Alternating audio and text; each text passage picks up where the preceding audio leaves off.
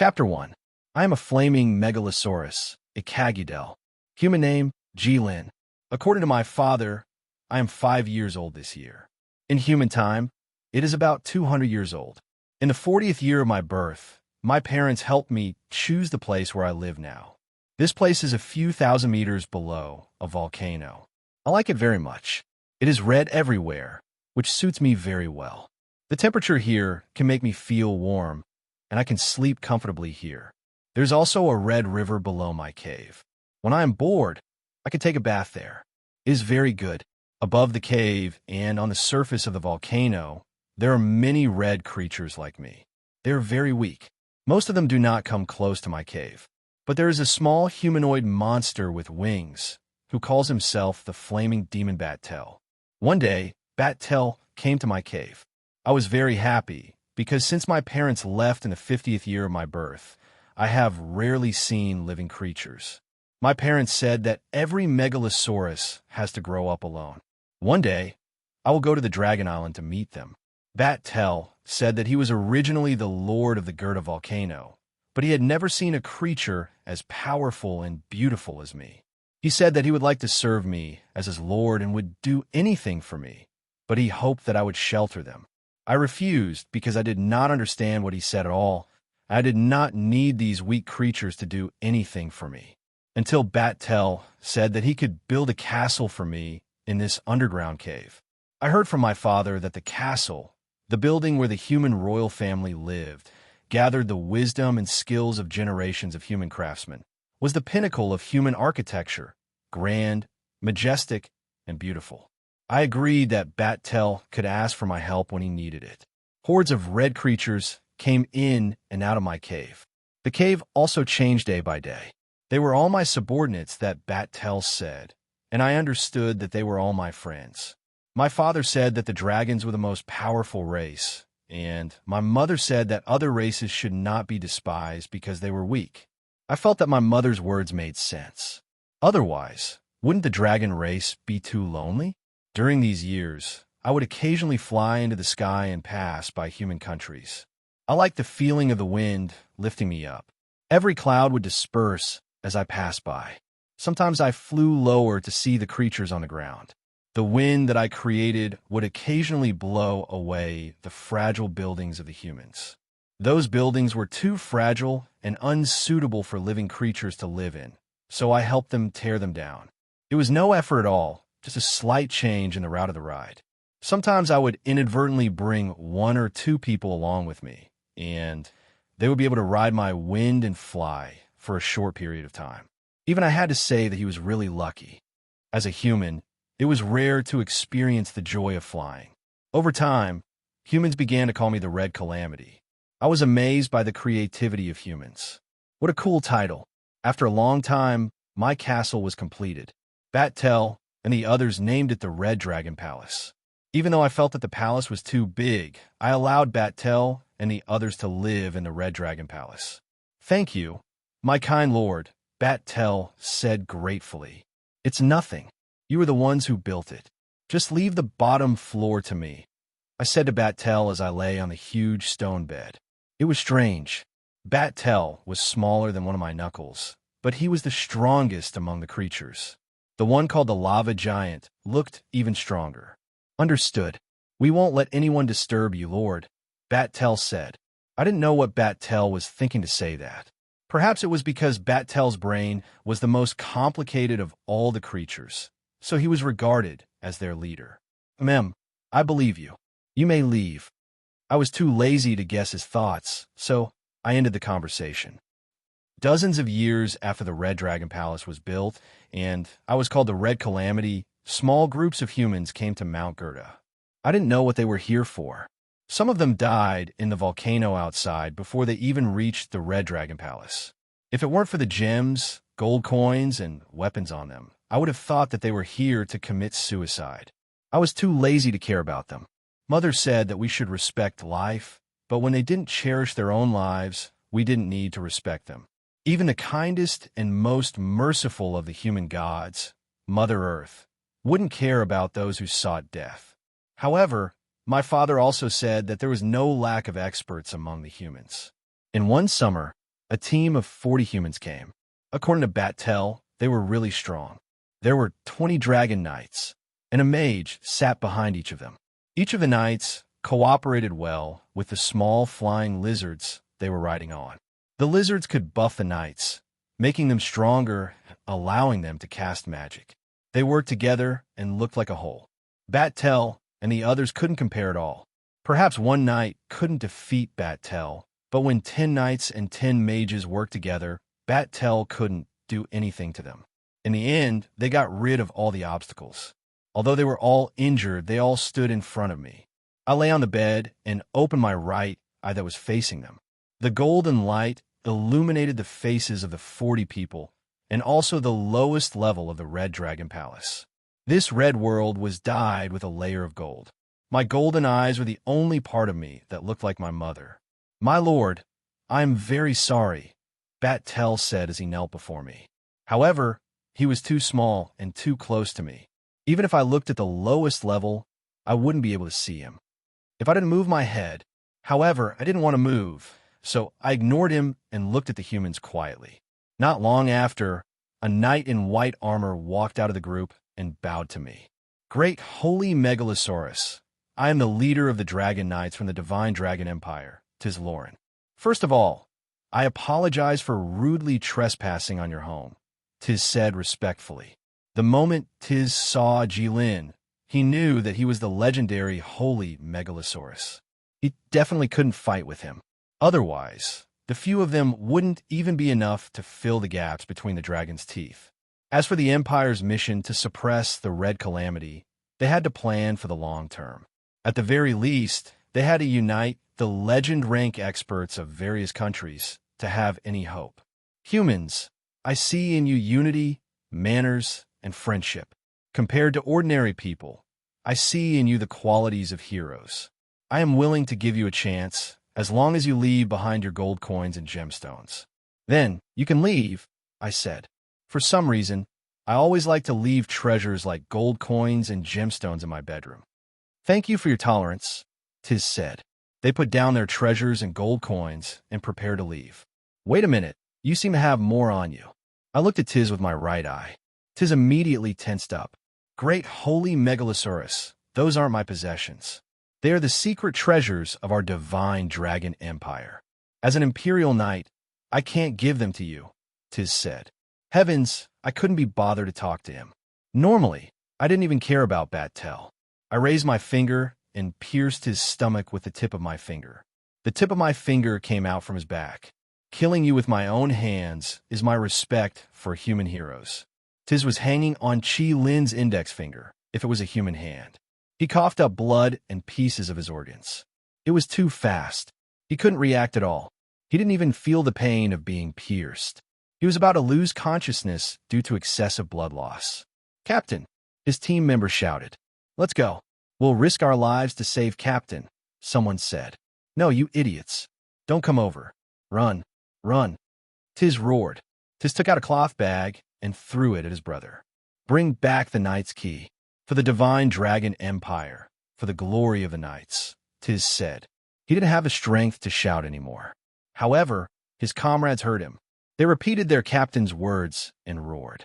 Their captain's words echoed throughout the entire Red Dragon Palace. "Bring back the Knight's Key. For the Divine Dragon Empire. For the glory of the Knights. Let's go." They turned and ran towards the door. They didn't look at Jilin again. However, their eyes were filled with hatred and anger. "Why? Is it worth it? If you leave the item behind, you'll be able to leave safely. If you don't, you'll all die. The item will also be left behind." I extended my hand in front of me and looked at Tiz. "This isn't a question of whether it's worth it or not. We have to do this. Even if there's only one of us, the Knight's Key will definitely return to the Divine Dragon Empire. This is a knight's responsibility and glory. You will never understand," Tiz said with his last breath. "It's a pity that none of you will be able to escape." I looked at Tiz and said calmly. The knights and mages who ran to the door climbed onto their flying dragons. However, no matter how hard the knights urged the flying dragons to stay motionless on the ground. This was, of course, because I was here. Moreover, I'd already opened my eyes. How could those lowly creatures fly in front of my eyes? The team of dragon knights who had lost their flying dragons had no chance of returning to the ground from the bottom of the Red Dragon Palace. Even if Jilin was only watching, they could only die in despair, or die heroically together with their leader. Fire Snake Dance, Frost Domain, Spatial Slash, Berserk Windblade.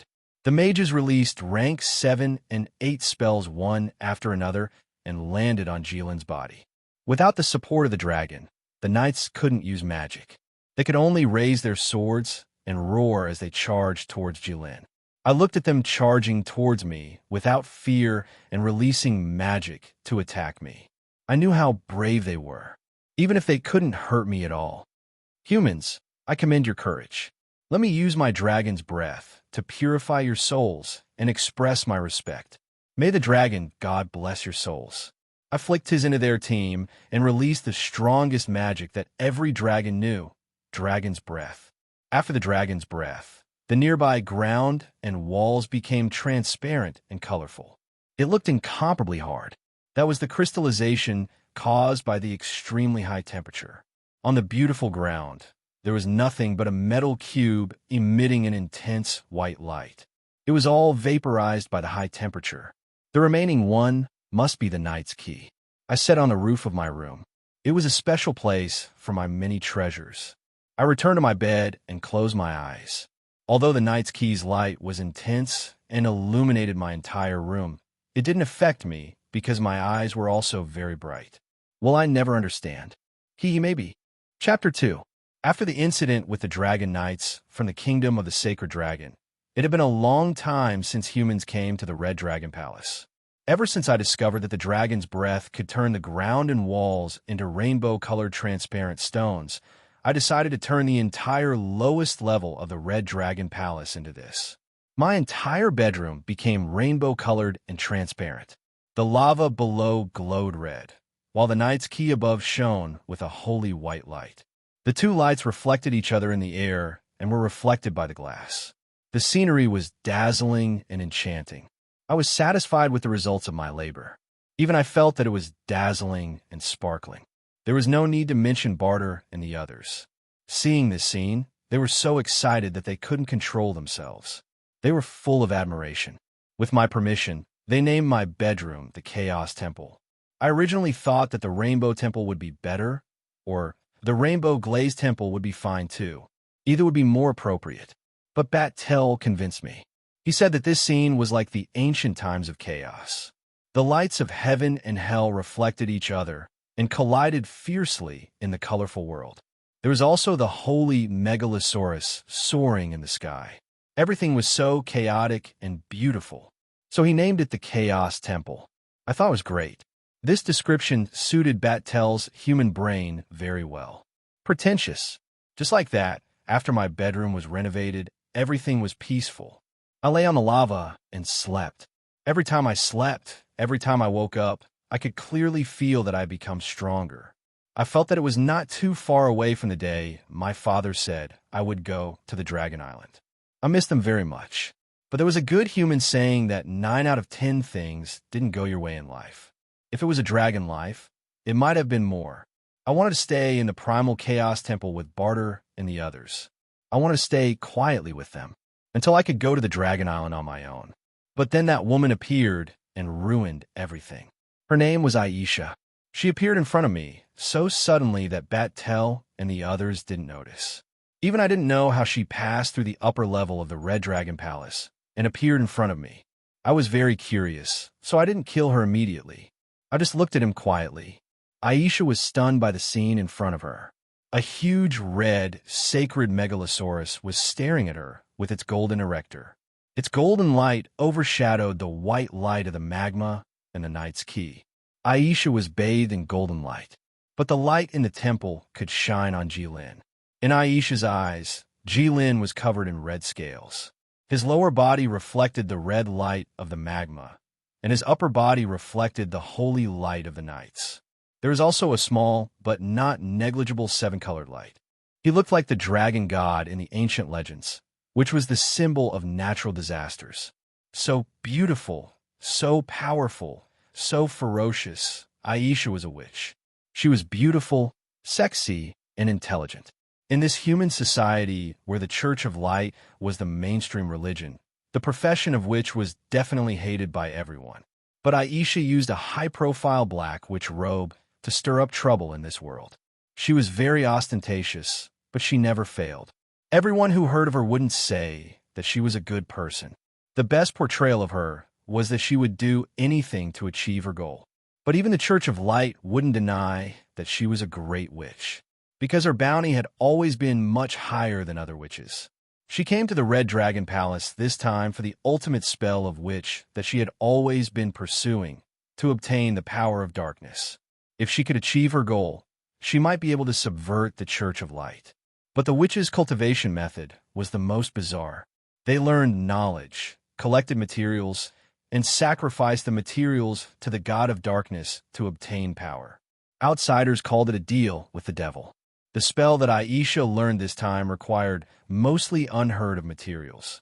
With Aisha's ability, she only collected half of them after traveling the continent for 100 years. One of the remaining materials was the scale of a red dragon. Aisha collected a lot of information about the red dragon, but either the grade wasn't high enough, or there were too many things that she couldn't do.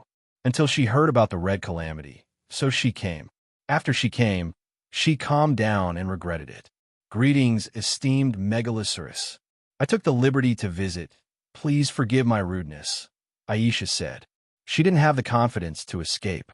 She was also afraid that acting rashly would anger this obviously bad-tempered creature in front of her. She could only communicate with him and act according to the situation. I seemed to have some impression of this at the beginning. That's right, Tis said the same thing when he came. State your purpose for coming, human, I said. Aisha thought to herself, I can't say that I'm here for your scale, right? Wouldn't you immediately turn hostile if I said so? Esteemed Megalosaurus, I have long heard of your name. The Red Calamity has been passed down by word of mouth among humans. I came here to make a deal with you, Aisha said. Of course, Aisha had heard of the Red Calamity. Word of mouth was also true, but she had never heard of the legendary divine Megalosaurus. Aisha now hated those who didn't tell her the whole story. It was like you wanted to catch a gorilla.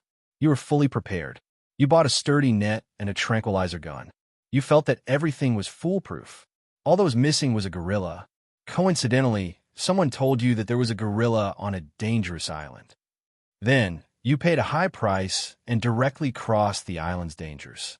You brought the net and the gun to the gorilla. You looked at the gorilla that was as tall as a mountain.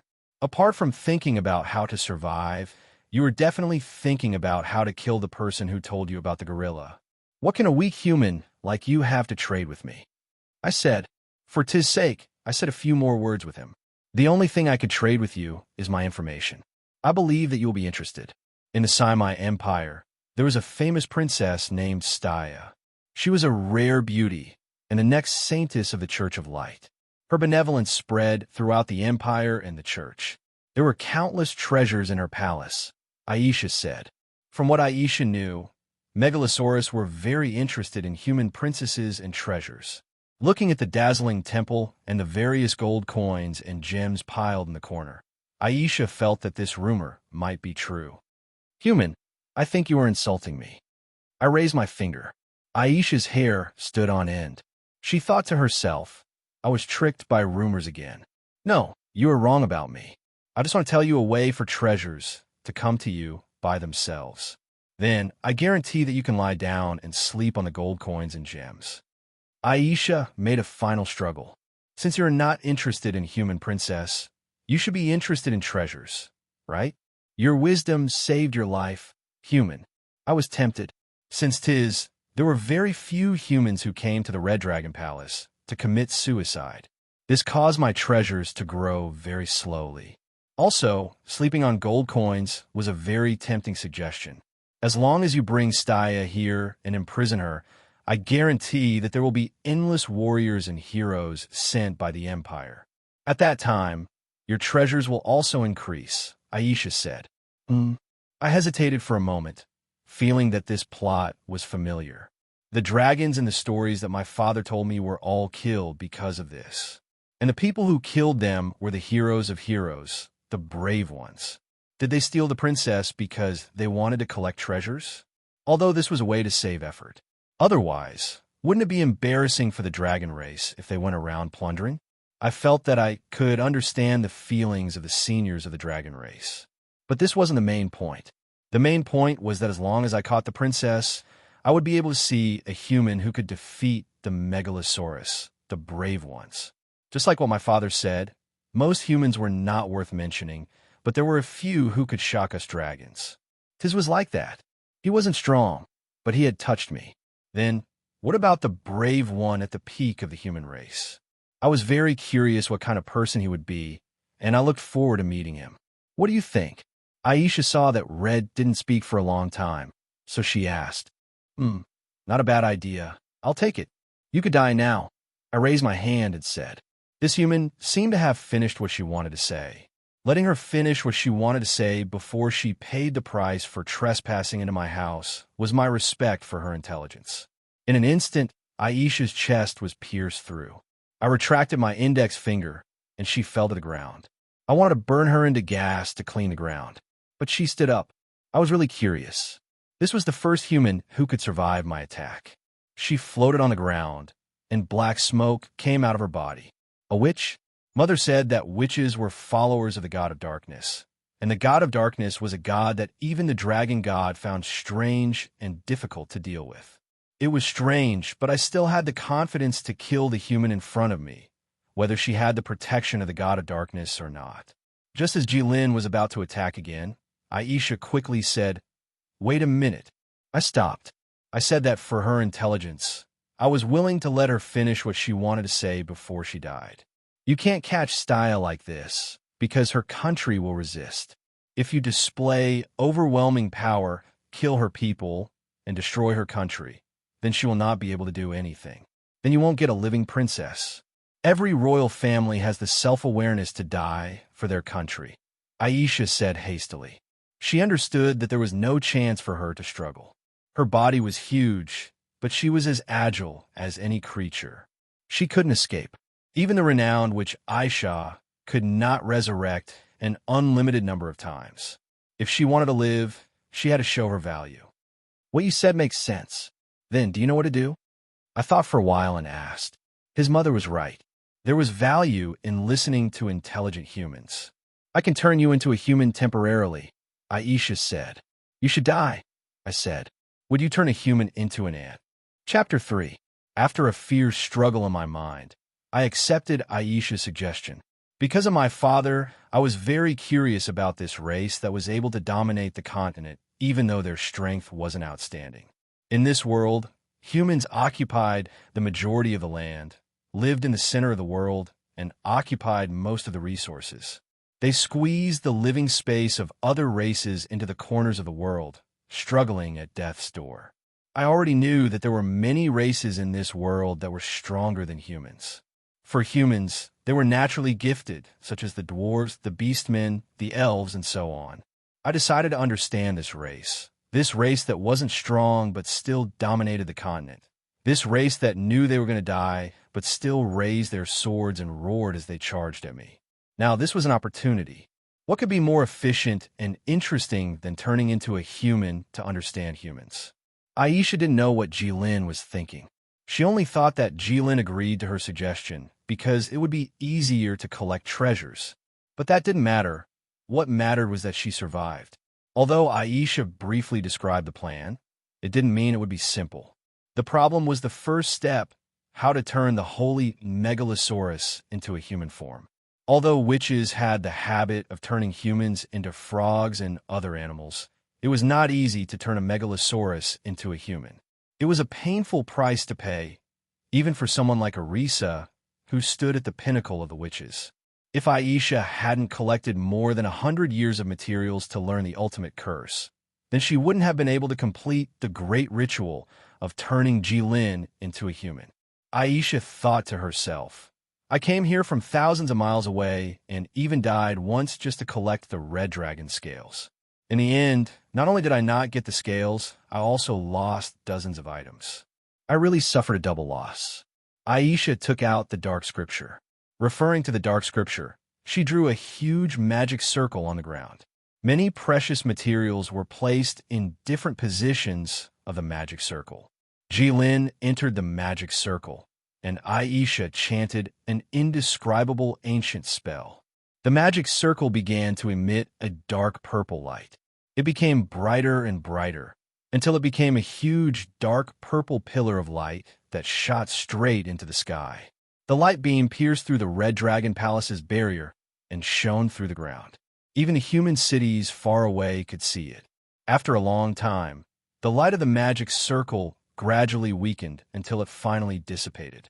Aisha exhausted too much energy and sat down on the ground. Her vision was blacking out, but she didn't dare to muddle through. She wanted to see the final result of this dark ritual. This was the first time she had used this ritual. Although she was confident, she wasn't completely sure. She knew that if she failed, she would be doomed. Aisha stared at the magic circle. Suddenly, she heard footsteps coming from the depths of the magic circle. The light of the magic circle had not completely dissipated, and Aisha could not see through the light of the dark ritual. She waited. A person walked out of the array, completely naked. He looked like an ordinary human 15 or 16 years old youth with delicate features. "Thank you, human. I swear in the name of IKA Gudel that you will never be in danger again. You can be my servant, my companion, and live as you please in the Red Dragon Palace." I sensed my new body. He looked at the woman in front of him and said excitedly. Aisha looked at the red hair and golden eyes of the young man in front of her. Is this considered a success? That was Aisha's last thought before she fainted. Aisha was unconscious for 5 days. During this time, Bat-Tel gave me a set of human clothes. I didn't know where he found them. I looked at the bloodstains on the clothes and gathered the fire element to make a similar one for myself. Why would I wear human clothes? Lord Divine Megalosaurus, how long have I been unconscious? Aisha asked the red-haired young man next to her after she woke up. Human, you've been unconscious for 5 days. Thank you for letting me experience the human body. I recognize you as my companion. You can call me by my human name, Jilin. Tell me your name, I said. My name is Aisha, Jilin. Megalosaurus bodies are indeed strong. Even a ritual of this level can't completely change the characteristics of a dragon, Aisha said, looking into Jilin's eyes. She cared more about the effects of her curse than how she addressed me. 2 days later, Aisha was my first human companion. She lived in the Red Dragon Palace for 2 days. During this time, she met all kinds of monsters in the eyes of humans. They didn't attack humans as they usually did when they saw them. Since she was my companion, she was their companion. They were curious and careful with Aisha. Aisha had never experienced this kind of thing before. She was reluctant to leave the Red Dragon Palace, even when we were about to depart. Aisha, hurry up. You can stay in the Red Dragon Palace for as long as you want after we return. I looked at Aisha. She hadn't finished drawing the small magic formation for a long time. I thought she didn't want to leave this place. She didn't even take this long to draw the magic formation that trapped my body a week ago. Jilin, if you don't want us to be teleported to another place, don't rush me, Aisha said bluntly. I obediently shut my mouth. This woman seemed to be more arrogant after knowing that I wouldn't kill her. What was that black book you were holding earlier? It seemed very powerful. I suddenly remembered that she had taken a book when she was drawing the magic formation. Okay, let's go. Bring more gold coins and listen to me when we get there. Aisha ignored me and continued talking. Then Aisha and I walked into the magic formation together. A dark purple light flashed across the room. When I opened my eyes again, the scenery in front of me was completely different. We weren't far from a huge wall. Even if we were 1 or 2 kilometers away from the wall, we could still hear the noise of humans. That was the capital of the Saimai Empire, Shengming City. Just as I was admiring the human city, Aisha was suddenly wrapped in light. When the light faded, she was wearing white clothes. Aisha said that it was the Church of Light's bishop uniform. When she wasn't using her identity as a witch, she had always been active in the Church of Light. She was a proper bishop of the Church of Light. She had put in a lot of effort for this position. At that time, I didn't know what it meant for a witch to be a bishop of the Church of Light. I didn't think much about it. Aisha led me to the city gate. There was a long line at the gate. I had never seen so many people. I was curious about all of this. When we arrived at the gate, the guard saw Aisha's outfit and hurriedly said, "Greetings, Bishop of Light. Please show your identification." Aisha smiled and gave a badge to the guard. Her current posture was really like a compassionate and respectable bishop. No one would have thought that she was the number one who wanted to overthrow the Church of Light. Good acting, I thought to myself. The guard took the token and walked for a while before returning. "Welcome to Shengming City. Bishop Aisha, may I ask who this is?" The guard returned the token to Aisha while looking at me. "This is the child of my relatives in the countryside. I brought him here to show my identification," Aisha said as she stopped me from talking. "Okay, I wish you a pleasant journey, Bishop Aisha." "Red-haired boy," the guard said. I angrily walked into the city with Aisha. That rude guard. If I didn't have things to do, I would have killed him with my finger. "Who is your relative?" "Little girl, do you know how old I am? Are you taking advantage of me?" I asked Aisha in a low voice. "Who told you to look so young? No one would believe you." Aisha wasn't afraid at all. After talking with Bat-Tel, she already knew Jilin's personality. I was speechless by her words. I was indeed underage in the dragon race. After walking in the city for a while, I thought I understood why humans could occupy the continent. It was probably because of their ridiculously large population. Just the number of humans in the city in front of me was comparable to the entire dwarf race. It was dozens of times more than the elves. As for the dragon race, it was needless to say. My father said that there were only a few hundred true dragons, but Aisha said that there were more than 1,000,000 humans in Shengming City. It was a sad story for the dragons. Aisha brought me to the center of the city.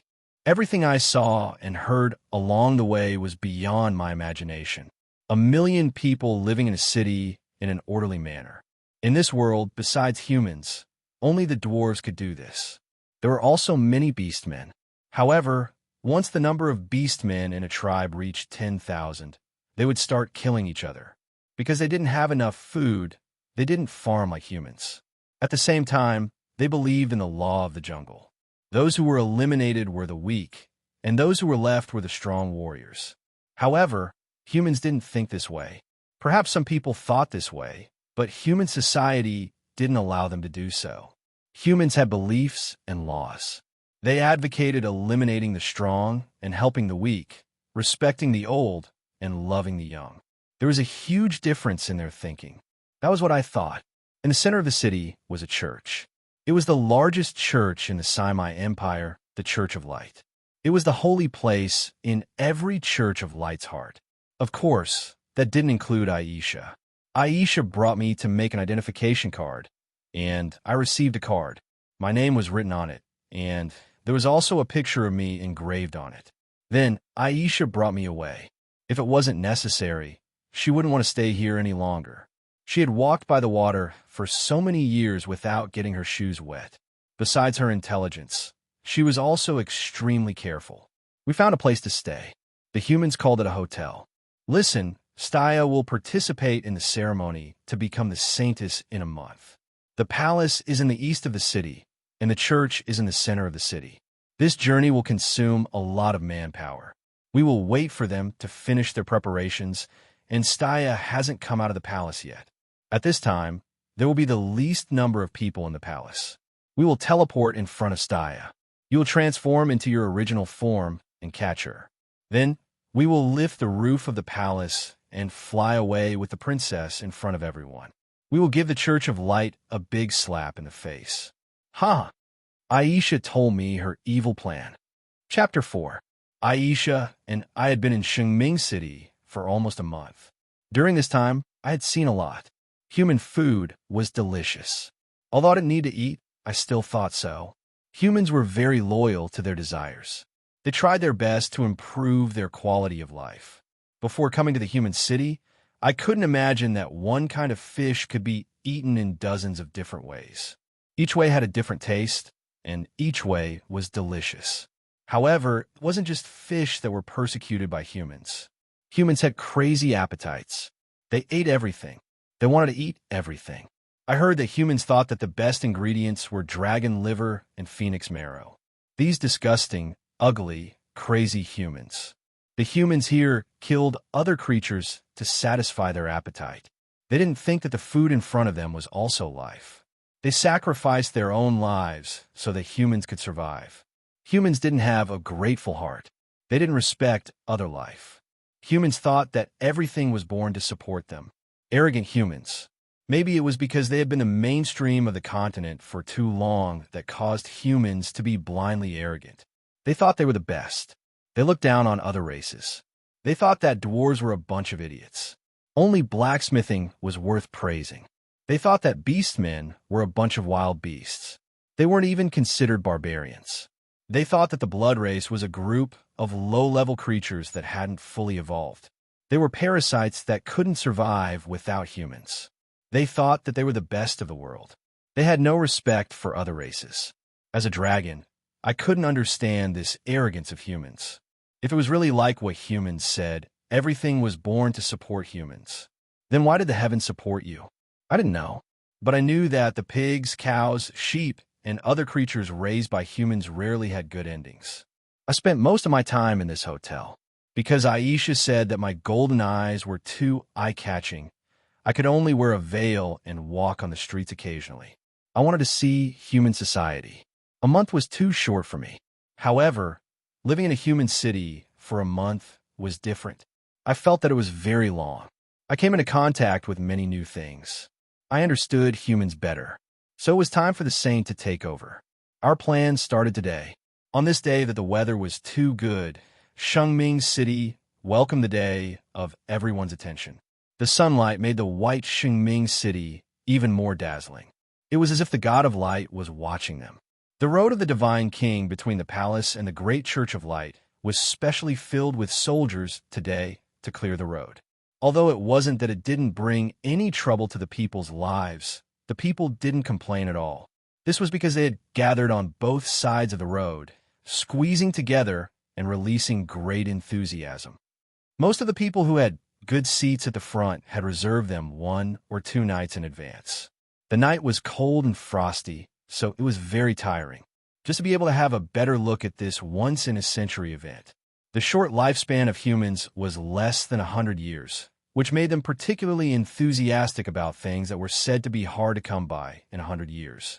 This was because humans hoped that at the end of their lives, they would feel that they had lived a worthy life. He hoped that he could make his life more exciting. The shorter one's life was, the more desperate they would be to survive. It had to be said that humans knew how to enjoy life better than dragons. The crowd pushed forward, and the soldiers blocked the front to maintain order. Although they were having fun, the main character of the day had yet to come out of her bedroom. Perhaps she would not be able to walk this path today. I thought as I looked at the people below the hotel. Everything is ready. Let's go, Aisha said. Aisha and I entered the magic formation. The magic formation glowed and then covered us. Tia was in her bedroom, getting ready for her wardrobe. She took off the princess costume and changed into the saintess costume. She had prepared for a long time for this day. She was the only princess of the Saimai Empire, and her virtuous reputation was spread far and wide among the human empires.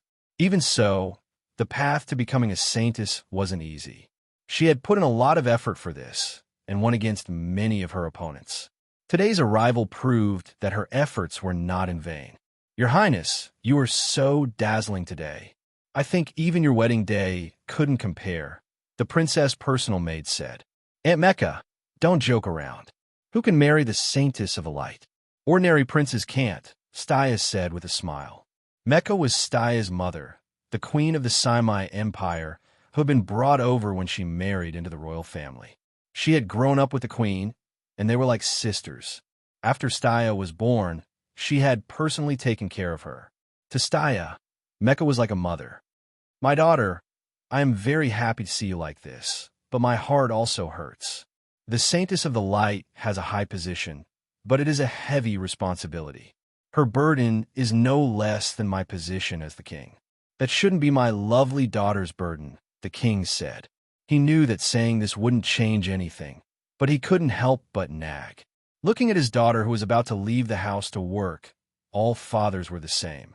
It didn't matter if you were the saintess of the light or the little girl who worked in the bakery. Your Majesty, if you continue to disturb us, our saintess will chase you out of your palace, the queen said. At times like this, women were always more resolute than men. All right, daughter.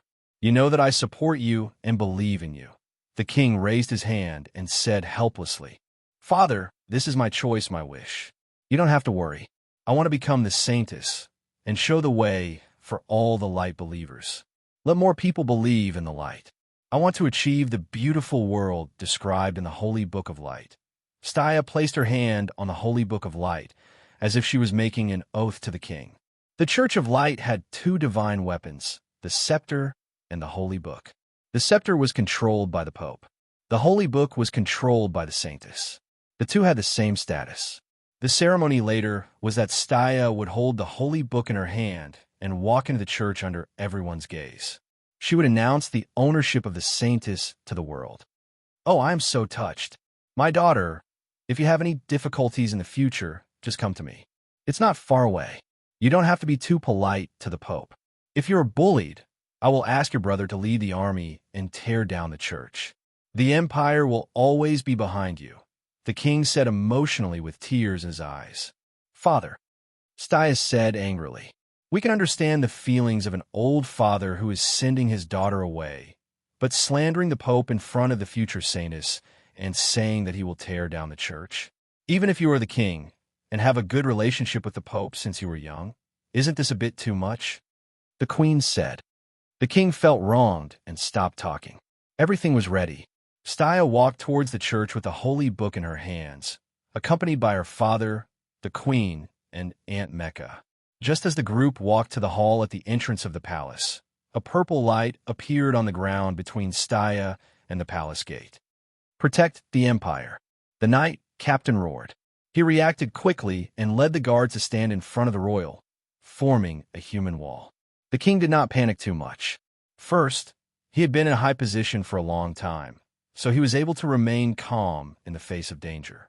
Panicking in the face of danger would not help at all. Only by being calm and daring could they increase their chances of winning. Second, they were the strongest warriors and mages in the continent. They were confident that they could destroy any enemies in the palace. After the strong purple light flashed, two people appeared out of thin air. They were naturally Jilin and Aisha. I sized up the palace. I wondered if Bat-Tel and the others were slacking off. The Red Dragon Palace was obviously far from this place. The timing is really good, I said to Aisha as I looked at the humans in front of me. They just happened to walk in front of us. Easy. Chapter 5. Less than 2 seconds after I praised Aisha, the palace guards in front of me rushed towards me without saying a word. The palace mages were already chanting their spells, and their target was naturally us.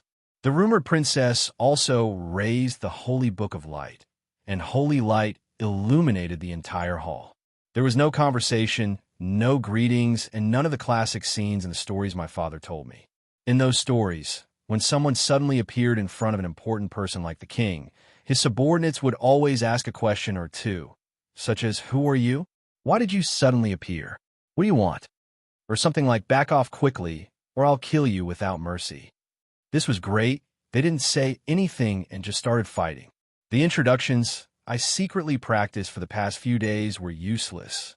Just as I was thinking about how useless my introductions were and doubting my father's stories, a fire snake bypassed the guards and arrived in front of me first.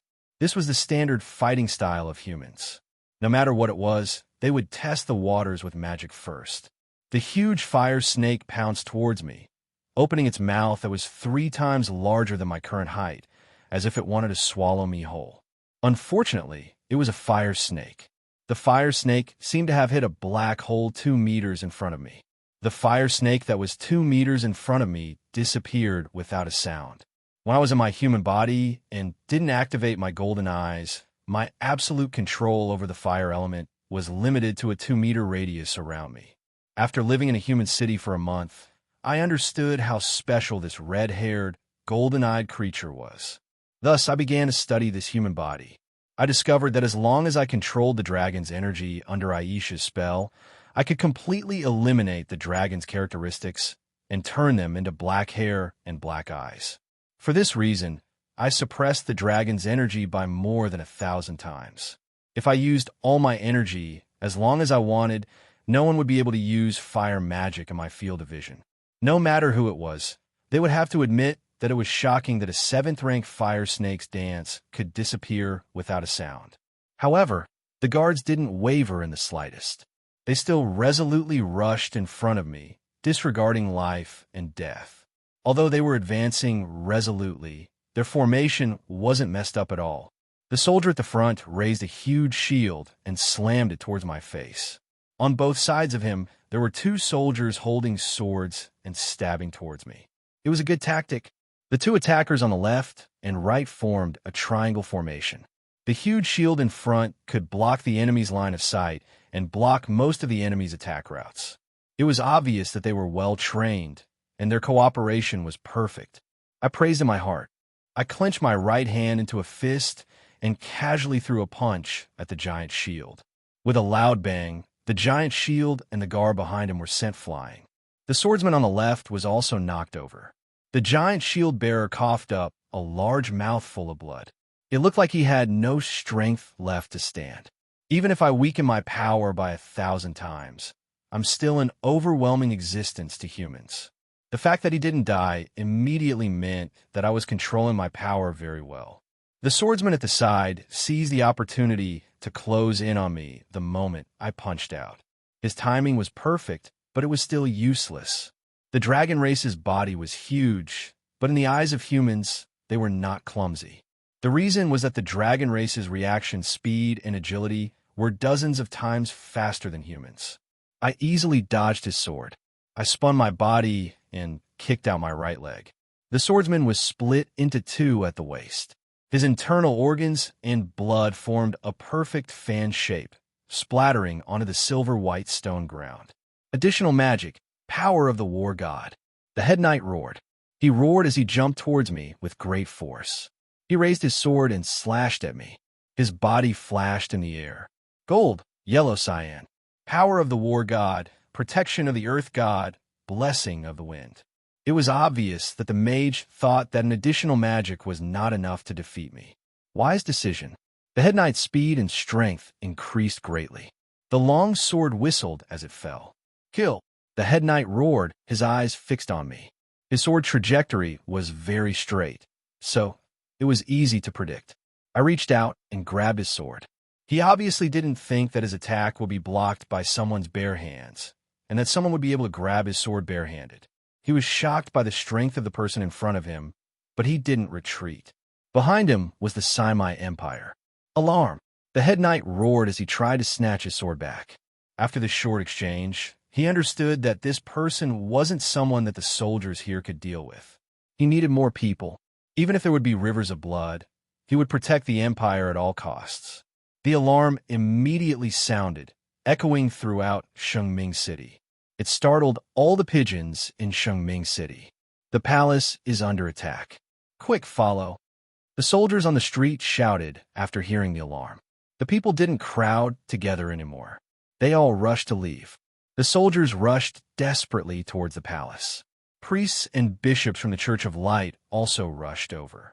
The head knight's experience told him that it was not a good idea to be in a stalemate with the enemy in this situation. He should give up his weapon and escape before making other plans. But now he was the head knight of the empire. He had a group of reliable companions. He only needed to stall the enemy for a moment. A black arrow flew past the knight's shoulder and landed on my shoulder. A skinny warrior about my height scuttled behind me. He held 2 short swords in his hands and stabbed towards my back. The arrow bounced off the moment it touched me. The short swords couldn't move an inch either. Whirlwind, a rank 2 low-level magic. There was a tornado around me. It blew the head knight and the assassin away. They spun and rushed towards the wall. Even if it was a low-level magic, it was still powerful in my hands. I opened the Book of Light. Holy light enveloped the head knight and the assassin. They stopped before they hit the wall. Rank 10 magic, Blizzard. The spell that the mages needed to chant for a long time was prepared during this time. The range of this spell was originally larger, but their target was only Aisha and I, so they narrowed the range and made it more powerful.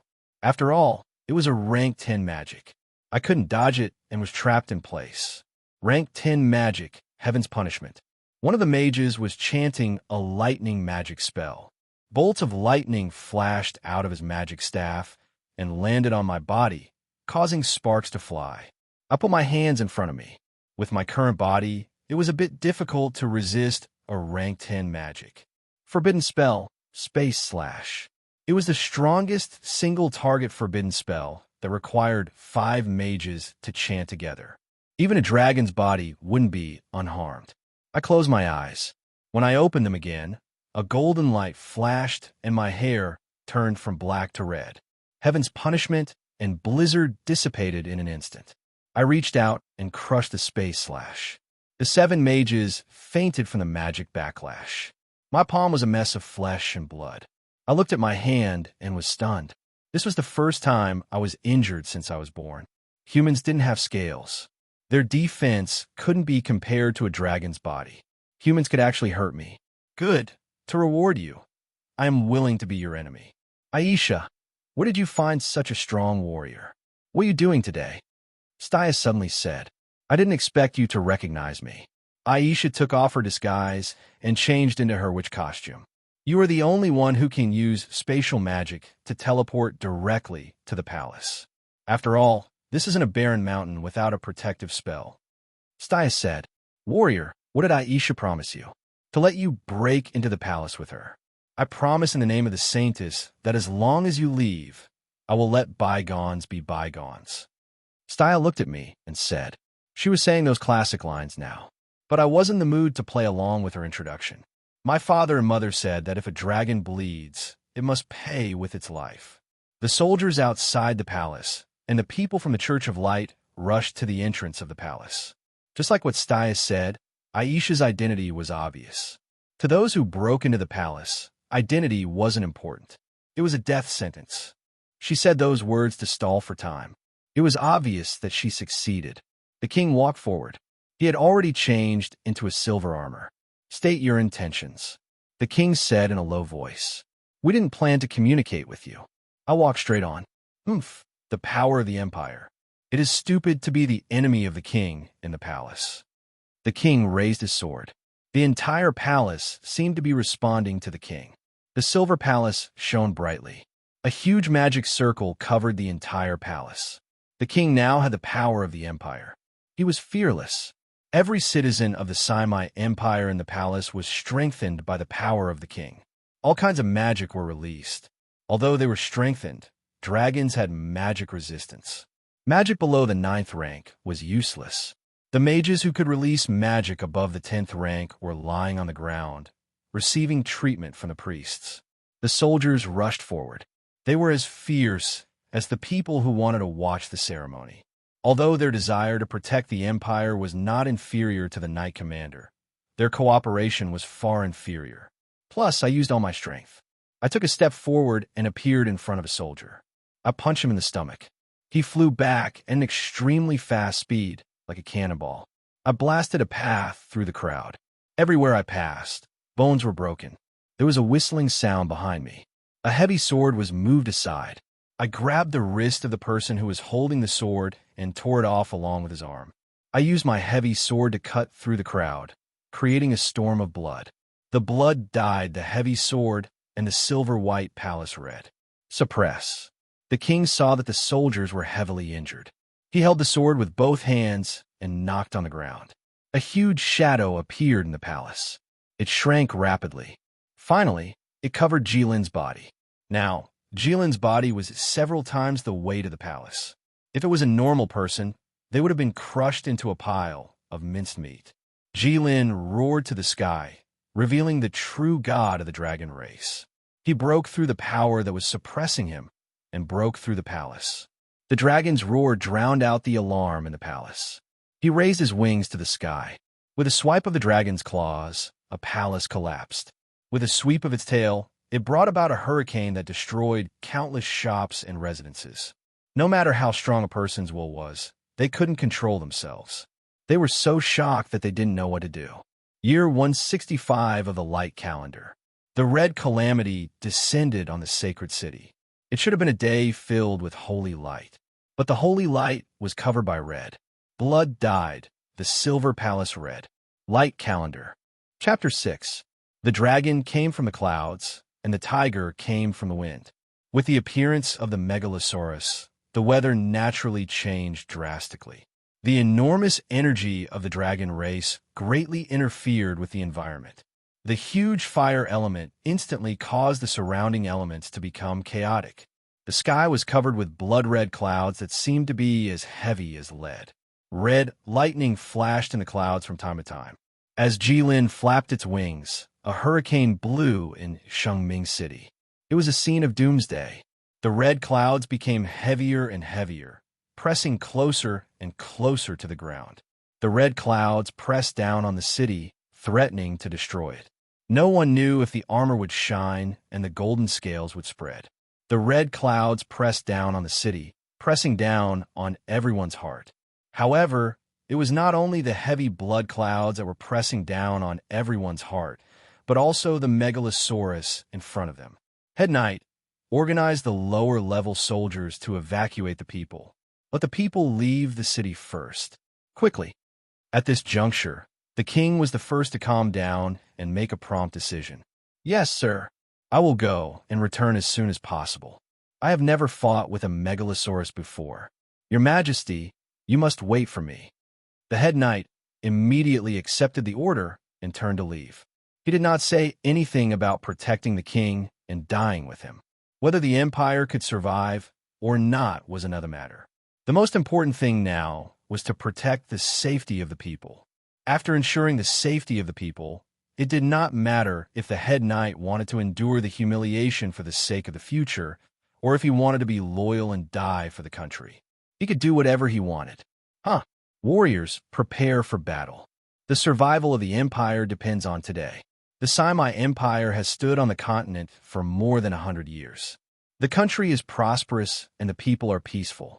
We have never fallen behind other empires. Who would have thought that a disaster would befall us today? If the empire is destroyed today, it is because of bad luck, not because of war. You can't blame me or anyone else here. However, I hope that everyone can protect the last dignity of the empire with me. We will launch the fiercest attack against the enemy and buy time for the people to evacuate. Protecting the people of the empire is the responsibility and mission of the king and the warriors. Perhaps we will all be wiped out today, but our glory will be passed down in the continent. Everyone, please fight with me. Long live the empire. The king stood on a piece of rock and shouted. He gave a final speech to his warriors. Long live the empire. Every soldier roared in response. I watched in silence as the human king gave his speech, stirring up the simple-minded soldiers who were not afraid of death. This was the first time he had seen such a scene. But if humans were to describe it, it would probably be like this. There was a type of person who could make you willing to die for them. That was called charisma. Seeking advantages and avoiding disadvantages, being greedy for life and fearing death were the instincts of all living creatures in the world, including the dragon race. For living beings with self-awareness, the end of their self-awareness and eternal darkness were the most difficult and unacceptable things to accept. Everything else was insignificant. However, humans could actually make people forget this instinct for a short period of time. This was truly an amazing thing. Humans were really complicated creatures. But even for humans, killing their biological instincts wasn't something that could be done overnight. They had a perfect education system, which influenced the minds of humans from a young age. Only humans had such sayings as giving up one's life for the sake of righteousness and death being heavier than Mount Tai. The other races were not as specific as humans. Humans would also write interesting stories for young humans to tell them how to be a human. Most of these stories had no evidence, and the content was ridiculous, but most humans believed them without a doubt. In a human story, a group of antelopes were chased by a pride of lions. They panicked and ran to the edge of a cliff. Behind them was the pride of lions. However, the cliff on the opposite side was 10 meters away, and the antelopes could only jump 7 meters. So, some of the antelopes sacrificed themselves. A pair of antelopes walked to the edge of the cliff. One jumped first, and the other followed closely behind. At 7 meters, the antelope that jumped backward stepped on the back of the antelope in front and jumped again. So, one antelope jumped to the other side alive, and the other fell off the cliff. So, the rest of the antelopes followed suit. In the end, half of the antelope survived, and the tribe continued. The first time I heard this human story from my father, I felt as if 10,000 antelopes had run through my heart. What kind of idiotic story was this? Were those antelopes really antelopes? Were they really not some other species in disguise? One antelope jumped in the air and stepped on another antelope's back? What kind of difficult maneuver was that? The human acrobats called it a trapeze that was one level less difficult than this maneuver. Your tribe's use of this method to escape was truly courting death. If there was really an antelope herd that could do this, it would probably be easy for them to deal with a small pride of lions. Besides, even if this plan succeeds, half of the antelopes will die. There are only a few lions in the pride. Even if you stand there motionless and let the lions take one each, it might not be as good as letting your own people step off the cliff and fall to their deaths. And those lions, did they chase the antelopes from afar just to watch the show? Did they just watch the antelopes jump out in pairs? Were they stunned by the antelopes courting death? Were they not hungry anymore? Finally, where did such a free human come from? You watched the lions chase the antelopes, and you followed them? Then, you were lucky enough to see this scene that you hadn't seen in thousands of years? Why didn't you mention at the end of your story whether the lions that didn't eat the antelopes turned around and chased you? You've been following them all the way. I'm very curious. However, the main point of the human story wasn't the illogical details that I was struggling with, but the spirit of the antelopes sacrificing themselves for the continuation of their tribe. According to this story, the people who left the city were the antelopes that jumped to the other side, and the soldiers in front of me were naturally the ones that fell off the cliff. If these soldiers all died here, then in human words, the people outside the city would be stepping on the corpses of the soldiers to leave the city. Humans were really pretentious creatures. The human mind made it so that they wouldn't doubt the stories they heard since they were young, even if it was full of loopholes, because doubting it might mean doubting their parents, teachers, and even the great sages of the human race. Therefore, things that I couldn't understand were natural in the eyes of humans. Now, the human soldiers were charging at me. Countless arrows fell like raindrops. Perhaps they knew that dragons had magic resistance, so they didn't use any magic this time. It seemed that they were smarter than the magicians in Tiz's team. The humans attacked me. They weren't even as tall as one of my fingers. Even though the difference in strength between us could be seen even by the antelopes that loved to do acrobatics, they were still fearless under the encouragement of their leader's charisma. I let the arrows land on my body and bounce off powerlessly. I waved my hand over the heads of the soldiers. I didn't even need to touch them. Just the wind created by the wave of my arm was enough to make them sway. Human, you should know that this is only making your soldiers bleed for nothing. I was in a good mood after watching the king's speech. Plus, the humans had also died. It was a price to pay for my dragon blood. I was willing to communicate with the king and listen to Aisha so that the humans wouldn't bleed so much. Thus I spoke to the king. The blood of the Empire's soldiers will never be shed for nothing, the king said without hesitation. I could tell that he was very familiar with this line. He didn't think when he responded to me, as though it was an instinct in his blood. Prove it to me, I said. The difference in strength was obvious. I didn't know what the king could do to stop me. What gave him the confidence to say that the blood of the soldiers wouldn't be shed for nothing? With a boom, a cloud of smoke exploded on my body. I could feel something touch me. It was a human cannon that had been fused with the craftsmanship of the dwarves. There were many doors. Although it looked powerful to the humans, it still couldn't cause me any harm. That's not enough, I said. I know. Rise, the king said loudly. The first sentence was for me. The second sentence was for the mages who had yet to make a move. The magic array that enveloped the entire Shengming city rose, dispersing the thick blood clouds that had gathered in the sky. Holy light once again descended upon the Shengming city. Every human city had a powerful magic array protecting it, not to mention the capital of the Simai Empire. This holy light array was created by the Simai Empire and the Church of Light. It was more than 10 times stronger than the magic array that enveloped the palace. All the holy light gathered above Jilin. The holy light array's strongest single attack, Holy Sword. A huge white sword of light flew towards me from above. I wanted to block it, but its strength was far beyond my expectations.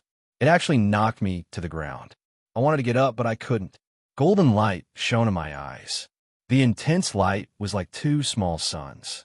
I roared, "Draconic magic, into fire." The huge sword of light and the entire holy light array burned. Into fire was a magic that directly burned the elements. It caused all the elements to temporarily turn into fire elements, and the fire elements were under my control. The huge magic array disappeared, and the sword of light was burned to ashes. I stood up from the ground and held onto the roof of the palace. I looked at the humans in front of me. I was too careless. I didn't think that a human could cause me so much damage.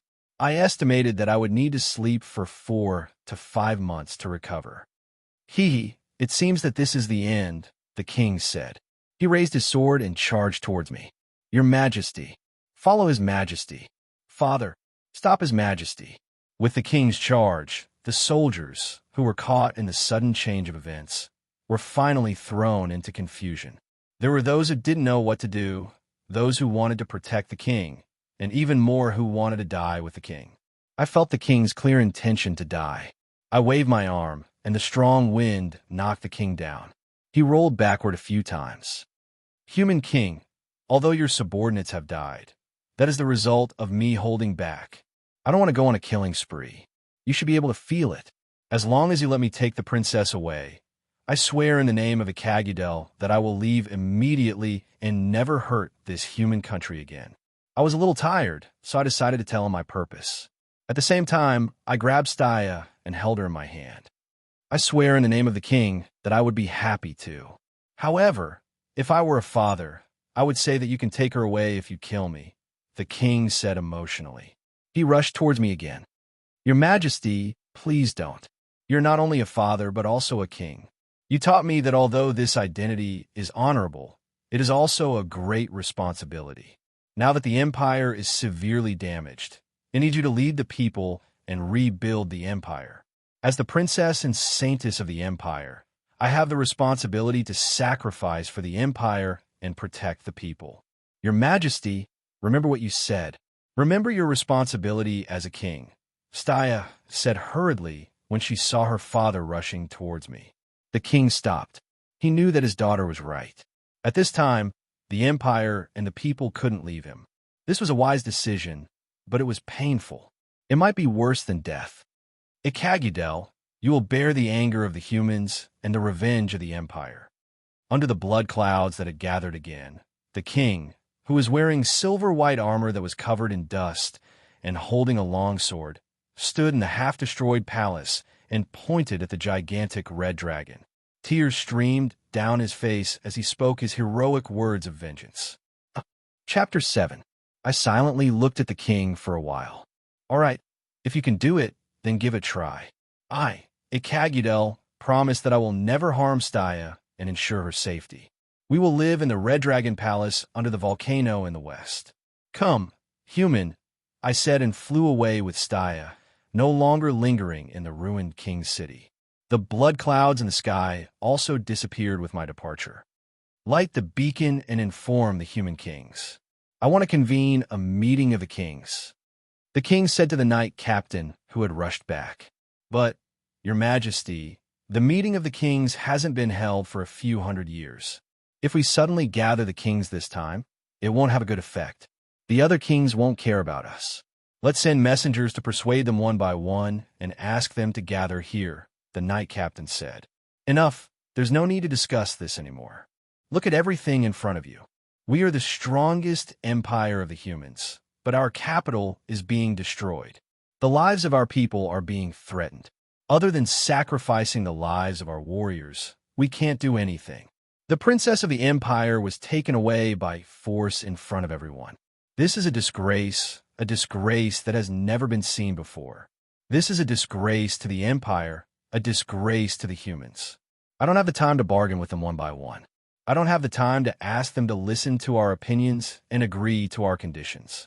This isn't a conflict between the human countries. This is a disaster for the entire human race. No empire has the strength to fight against the red disaster alone. If the humans don't unite, they will be slaughtered. Light the beacon immediately. If they don't come, then don't say that we didn't warn them. Anyway, the red disaster has already promised that it won't harm the Simi Empire anymore. No creature on the continent will doubt the promise of the Megalosaurus. The king said with red eyes. And so, the ancient beacon in the Simi Empire was lit. There was no beacon in the distance.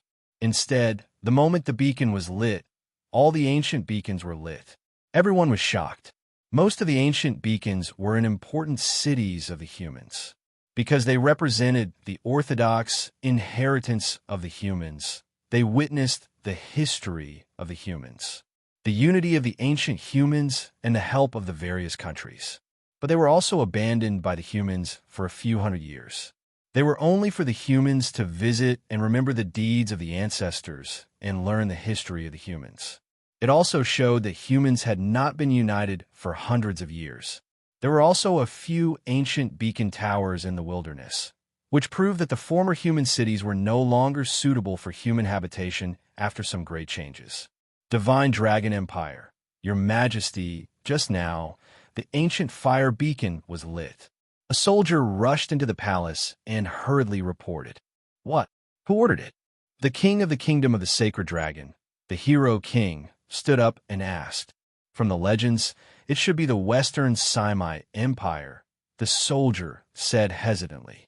The ancient beacon fire had not been used for hundreds of years, so the current humans naturally could not be sure.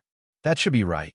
Immediately call the Dragon Knight captain and the chief mage to see me. The king confirmed his guess, and at the same time called his right-hand men. The hero king had not been having an easy time in recent years. Back then, the Divine Dragon Empire's first emperor relied on the power of the Megalosaurus to sweep through all his enemies. He had obtained the title of Hero King with his supreme combat strength. From then on, the kingdom of the Sacred Dragon had a smooth journey and stood tall among the other countries. Later generations of emperors relied on the wealth accumulated by their ancestors. Although there had been some twists and turns, it could not be said to have shaken their foundation. Until a few years ago, when the kingdom heard of the legend of the Red Calamity, the upper echelons of the kingdom thought that the people's ignorance had exaggerated the power of the dragon. After all, the real Megalosaurus had not appeared for many years. Therefore, they sent out the kingdom's strongest warrior, the previous Dragon Knight, Captain Thetis, to bring his team to scout for information. If they were lucky, they might even bring back a wildfire dragon. The kingdom of the Sacred Dragon had a unique feeling for anything with the word dragon in it. The result was not good. They had thought that this was a surefire plan, but they suffered a double loss. Thetis brought his team and never returned. One of the 3 keys of the kingdom, the Knight's Key, was lost just like that. Compared to the Knight's Key, the fall of the Dragon Knight Captain, the strongest warrior of the kingdom, was not a loss. The Divine Dragon Array could not be activated without one of the 3 keys of the kingdom. That was a magic array on the same level as the Holy Light Array. It enveloped the entire capital and was the kingdom's last resort. It was also the greatest asset that their ancestors had accumulated. If the Holy Light Array was the combined effort of the kingdom and the Church of Light, then the Divine Dragon Array was the combined effort of the kingdom and the Megalosaurus. In the end, he lost it just like that. Originally, the other 2 keys could sense and find the other one. But for some reason, not long after they left the western territory of the humans, they could no longer sense them. This worried the Hero King to the bone. The white hair on his temples had also increased, and he looked much more haggard. If this thing was really lost, it would be impossible to find it again. What face would he have to face his ancestors after his death? If his descendants really needed the Divine Dragon Array, wouldn't they point at his grave and curse him? The Hero King pondered over this matter every day. Today, the beacon had suddenly been lit, and it was the Western Sami Empire that had lit it. He immediately linked the two matters together. The beacon had not been lit for hundreds of years. How many empires had risen and fallen during this period? Dynasties changing? In other words, even if the Sami Empire was destroyed, he would not or should not light the beacon. Because if it was only his empire that was destroyed, it would not affect the other countries. If he lit the beacon and asked the other countries to help him, who would care about him? They were all waiting for him to be destroyed as soon as possible so that they could get a share of the spoils. Lighting the beacon could only be a matter that could threaten the survival of the entire human race. It required the entire human race to unite and overcome the difficulties together. What could make the sagely king feel that it could threaten the entire human race? If he had known, humans would have dominated the continent long ago. It had been difficult for them to find an opponent for hundreds of years. They were so lonely that they could only kill each other. In the past few hundred years, the number of people killed by humans was much more than the total number of people of the other races combined. The hero king felt that the sagely king would not joke about this matter. He was a wise monarch, a cunning old wolf who seemed honest. It was better to say that none of the monarchs of the 5 great empires were easy to deal with. If he felt that the human race could be destroyed, then even if the human race was not destroyed, they would at least be severely injured. Furthermore, Tiz had led 20 dragon knights and 20 magicians to the west. This force was more than enough to wipe out a small country. But when they went to the west, they disappeared without a sound. Not a single person survived. These two matters were definitely related. The hero king concluded, "Your Majesty, the Dragon Knight captain and the chief magician had arrived. The two of you get ready. Bring the Dragon Knights and the court magicians. Follow me to the Sami Empire to attend the meeting of the monarchs." "The human race's difficulties have come," the hero king said. "Yes, your Majesty." The Middle Empire was just like its name. It was located in the center of the entire human race. For the other races, the center of the territory must be a harmonious and prosperous place. It was the center of the entire race. But for the humans who liked to kill each other, this position meant that they were surrounded by enemies. It occupied the most fertile land of the humans and bore the greatest pressure of the human empires. It had the strongest power of the human empires. "Your Majesty, the ancient beacon has suddenly been lit. It was the Sami Empire that lit it. According to our spies, the holy Megalosaurus, who has not appeared in the world for many years, has descended upon Shangming City and captured the holy maiden Staya," a soldier reported to the king. The Middle Empire bordered every human empire, so it must have its own intelligence system in each empire. The other empires, due to various reasons, were indeed inferior to the Middle Empire in this aspect. The holy Megalosaurus? How are the casualties in Shangming City? The Golden King asked. "According to our people, the casualties are not heavy," the soldier replied. "Yes, summon the royal guards and go to Shangming City to see the situation," the Golden King said. "Yes, your Majesty." The soldier accepted the order and left. "Your Majesty, from the current intelligence, the holy Megalosaurus does not seem to have any ill intentions towards the humans.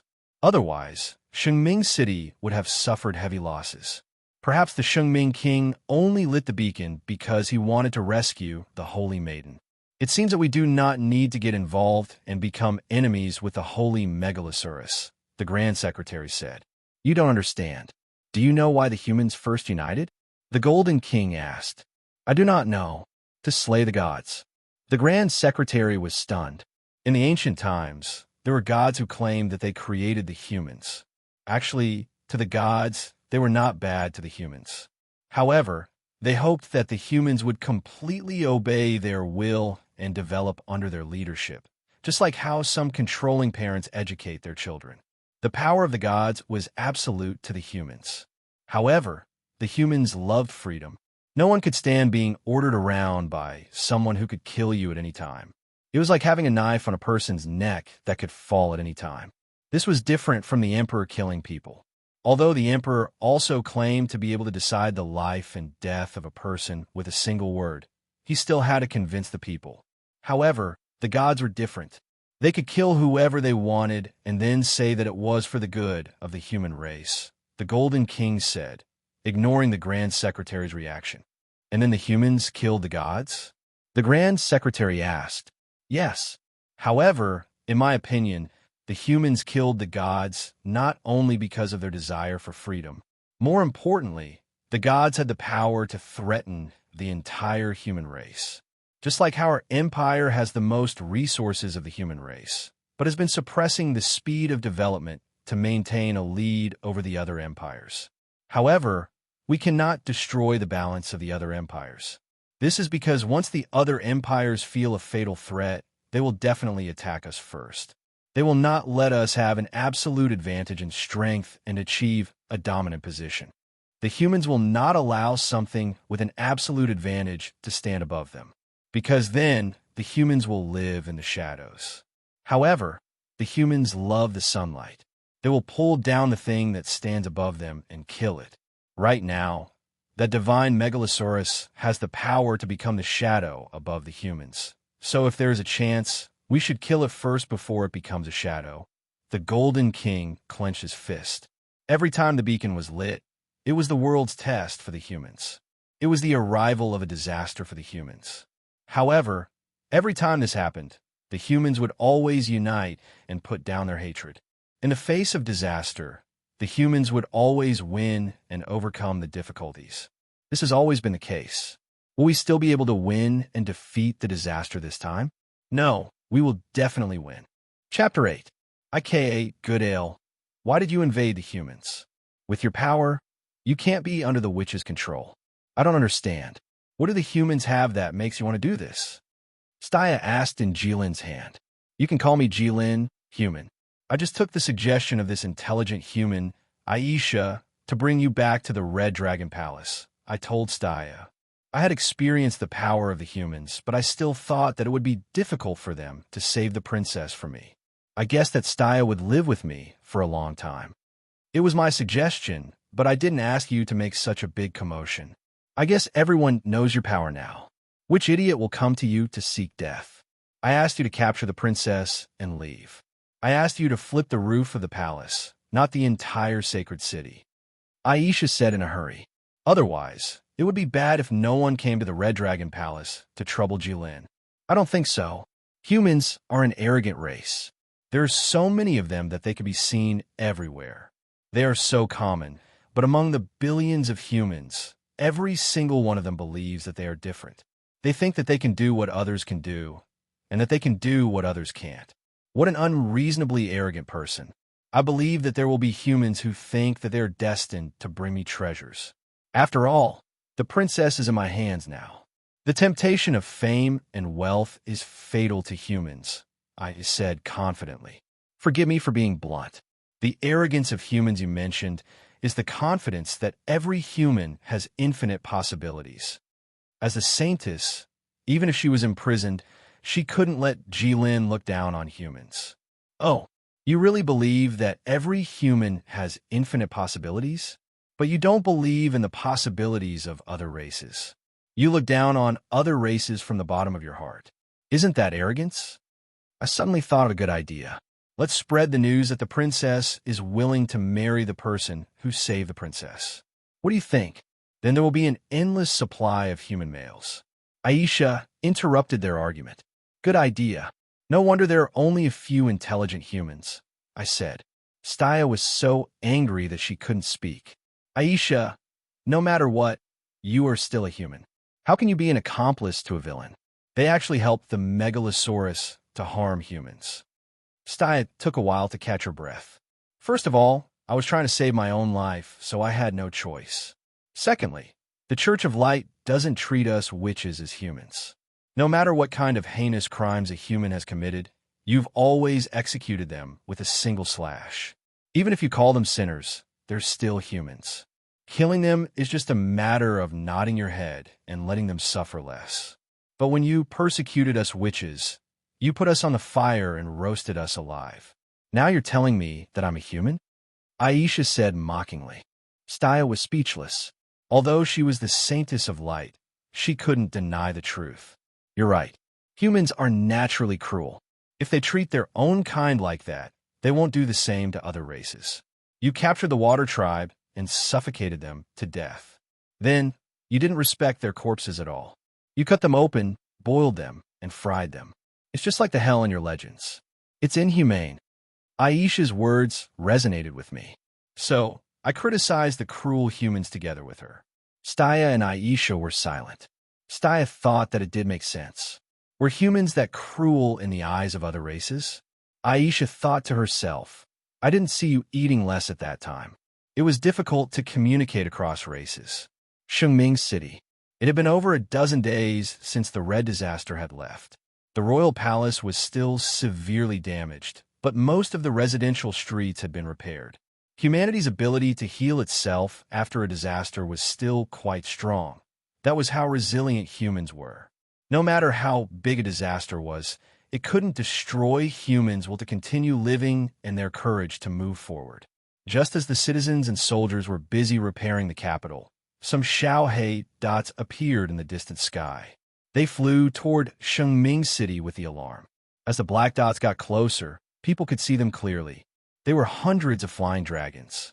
There was a dragon knight on each dragon. There were dozens of golden spaceships beside the dragons. The huge pressure could be felt clearly from the ground. However, most of the citizens and soldiers looked up and continued with their work. A few days ago, they even saw the holy Megalosaurus. The royal fleet of the Middle Empire was nothing compared to the dragon knights of the Holy Dragon Empire. Golden King, Hero King, I didn't expect you to come so soon. The Shengming King came out to welcome him. It wasn't the time to be extravagant. After all, the palace hadn't been repaired yet. The ancient flame hasn't been lit for hundreds of years. How can we not take it seriously? The Golden King said matter-of-factly. That's right. This probably has something to do with the Holy Dragon Empire, the Hero King said. Is that so? Enter the palace. According to the scouts at the front, the Iron Blood King and the War King will be here soon. After all, the two of them didn't fly here as fast as you. I didn't expect that the 5 great empires of the human race would all be here when I hurriedly gathered all the kings, the Shengming King said. The result this time was better than he had expected. The Hero King and the Golden King followed the Shengming King through the palace with a few guards. Looking at the severely damaged palace, they could imagine the intensity and pain of the war. They could also imagine how wise it was to put the damaged palace here and help the citizens repair their homes first. They could win the hearts of the people and maintain the morale of the soldiers. After this incident, not only did the Saimai Empire not fall into chaos, but they were even more loyal to the Shengming King. After all, they didn't run away in the face of an unstoppable force. Instead, they followed the soldiers and protected the citizens without fear of sacrifice. After the disaster, they selflessly helped the citizens repair their homes. No one could say anything against such a king. If one didn't serve such a king, who else would they serve? You really live up to the name Shengming, the Golden King said in admiration. The Shengming King didn't say anything. The day his daughter was taken away was still fresh in his mind. His daughter was right. This country needed him. This was the king's responsibility. He couldn't let the people and his daughter down. Suddenly, a loud noise came from outside the palace. It was easy to recognize the sound of heavy cavalry advancing. What was the other sound that could drown out the sound of heavy cavalry advancing? Your Majesty, the Iron Blood King and the War King have arrived, a soldier reported. When multiple human emperors were present at the same time, they had to address each other by name. The Iron Blood King and the War King, who were wearing blood-red armor, entered. I heard that there is a divine Megalosaurus. How strong is it? The War King asked impatiently as soon as he entered. The entire continent knew that the War King liked to fight. As soon as he entered, he inquired about the strength of his opponents. Unlike other empires, the other empires needed you to have charisma and the ability to govern the country. The more perverted ones even needed you to kill a few of your own brothers. That was because the emperor needed to be ruthless. The Nanqing Kingdom didn't need that. They just wanted the best fighter.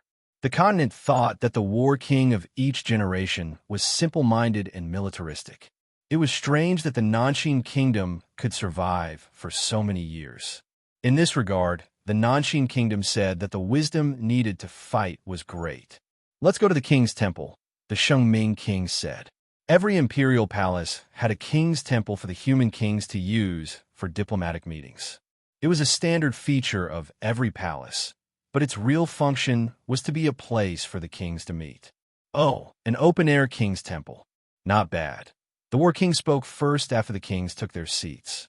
War king, my daughter was taken away by the red disaster. My country has been devastated. I'm not in the mood to listen to your jokes, the Shengming king said, suppressing his anger. In this tense period, he could only reveal a little of his true emotions in front of these people.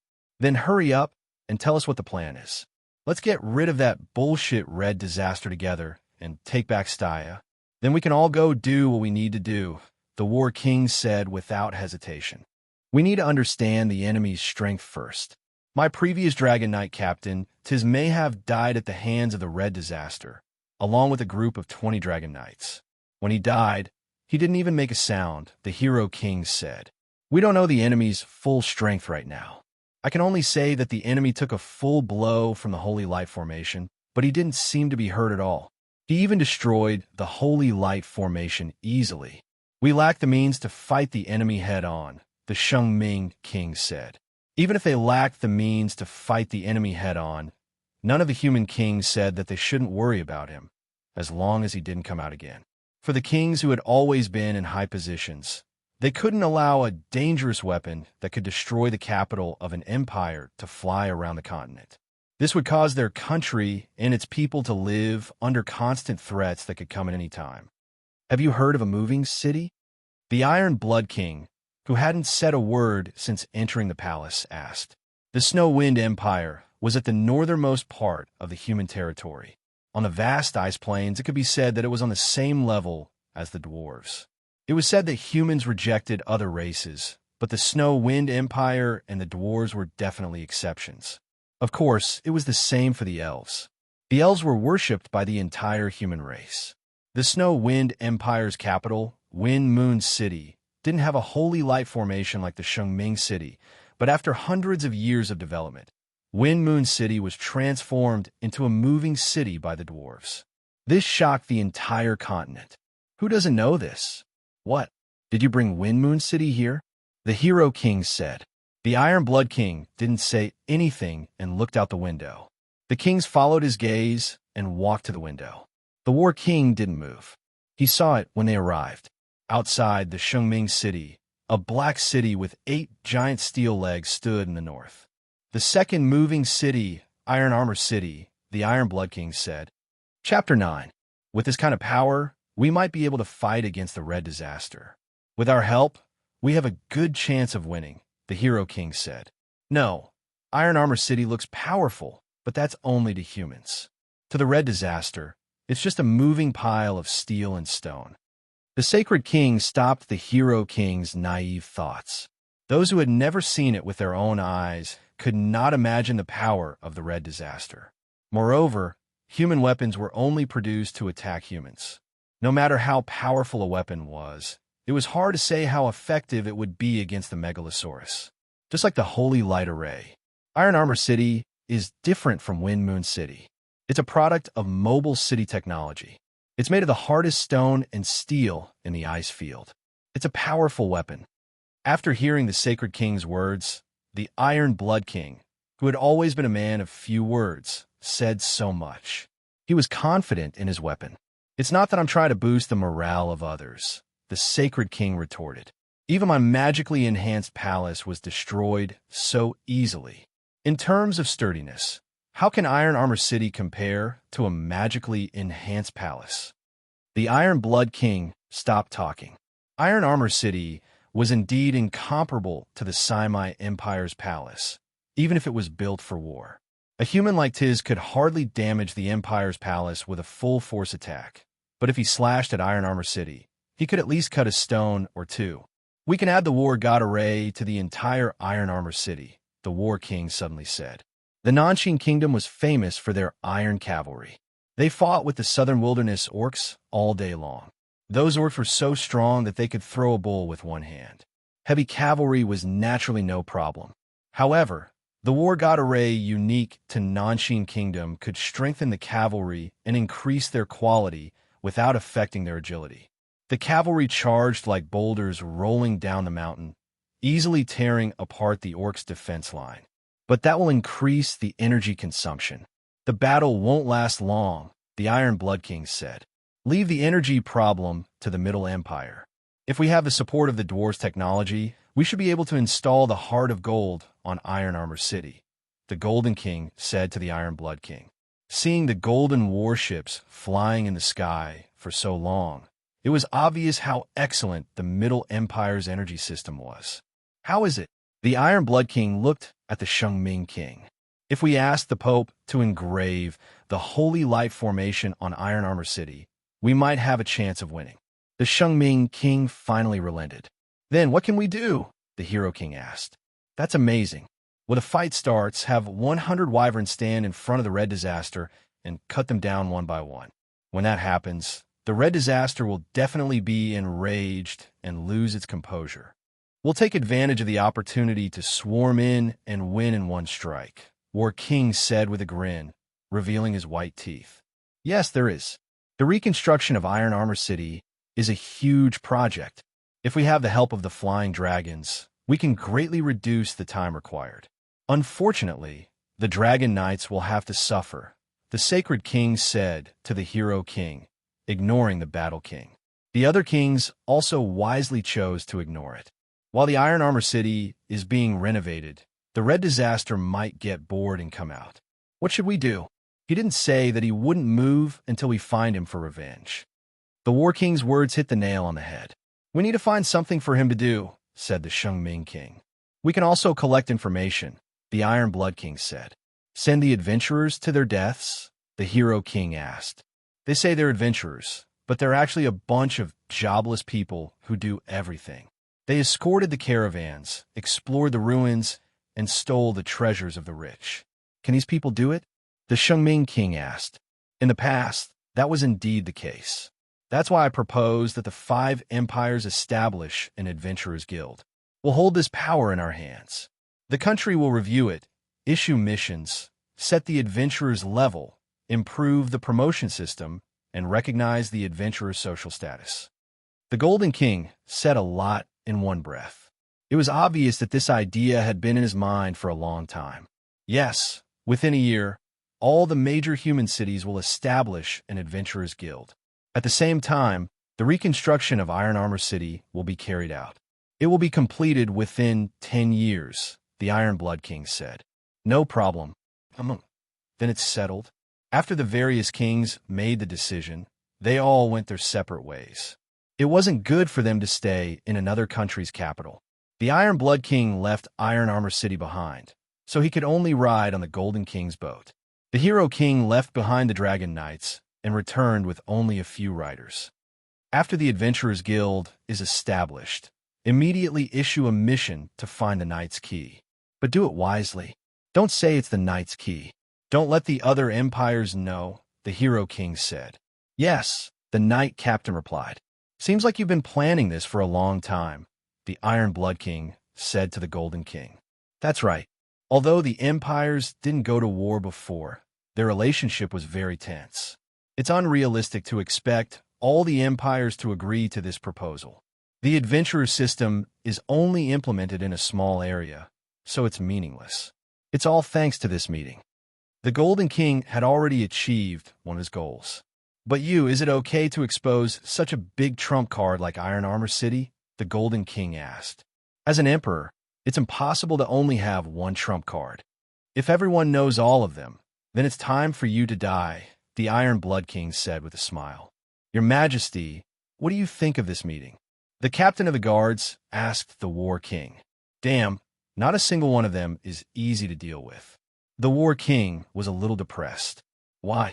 The Sagely King, despite the country's sudden change, you were able to remain calm in front of all the other kings. The Iron Blood King, you've silently increased your strength by so much. Although the others were shocked when they saw Iron Armor City, none of them felt nervous. This means that the hidden strength of their respective countries is enough to deal with it. In order to hide his strength, the hero king didn't care about his face. He had the Dragon Knights do some miscellaneous work.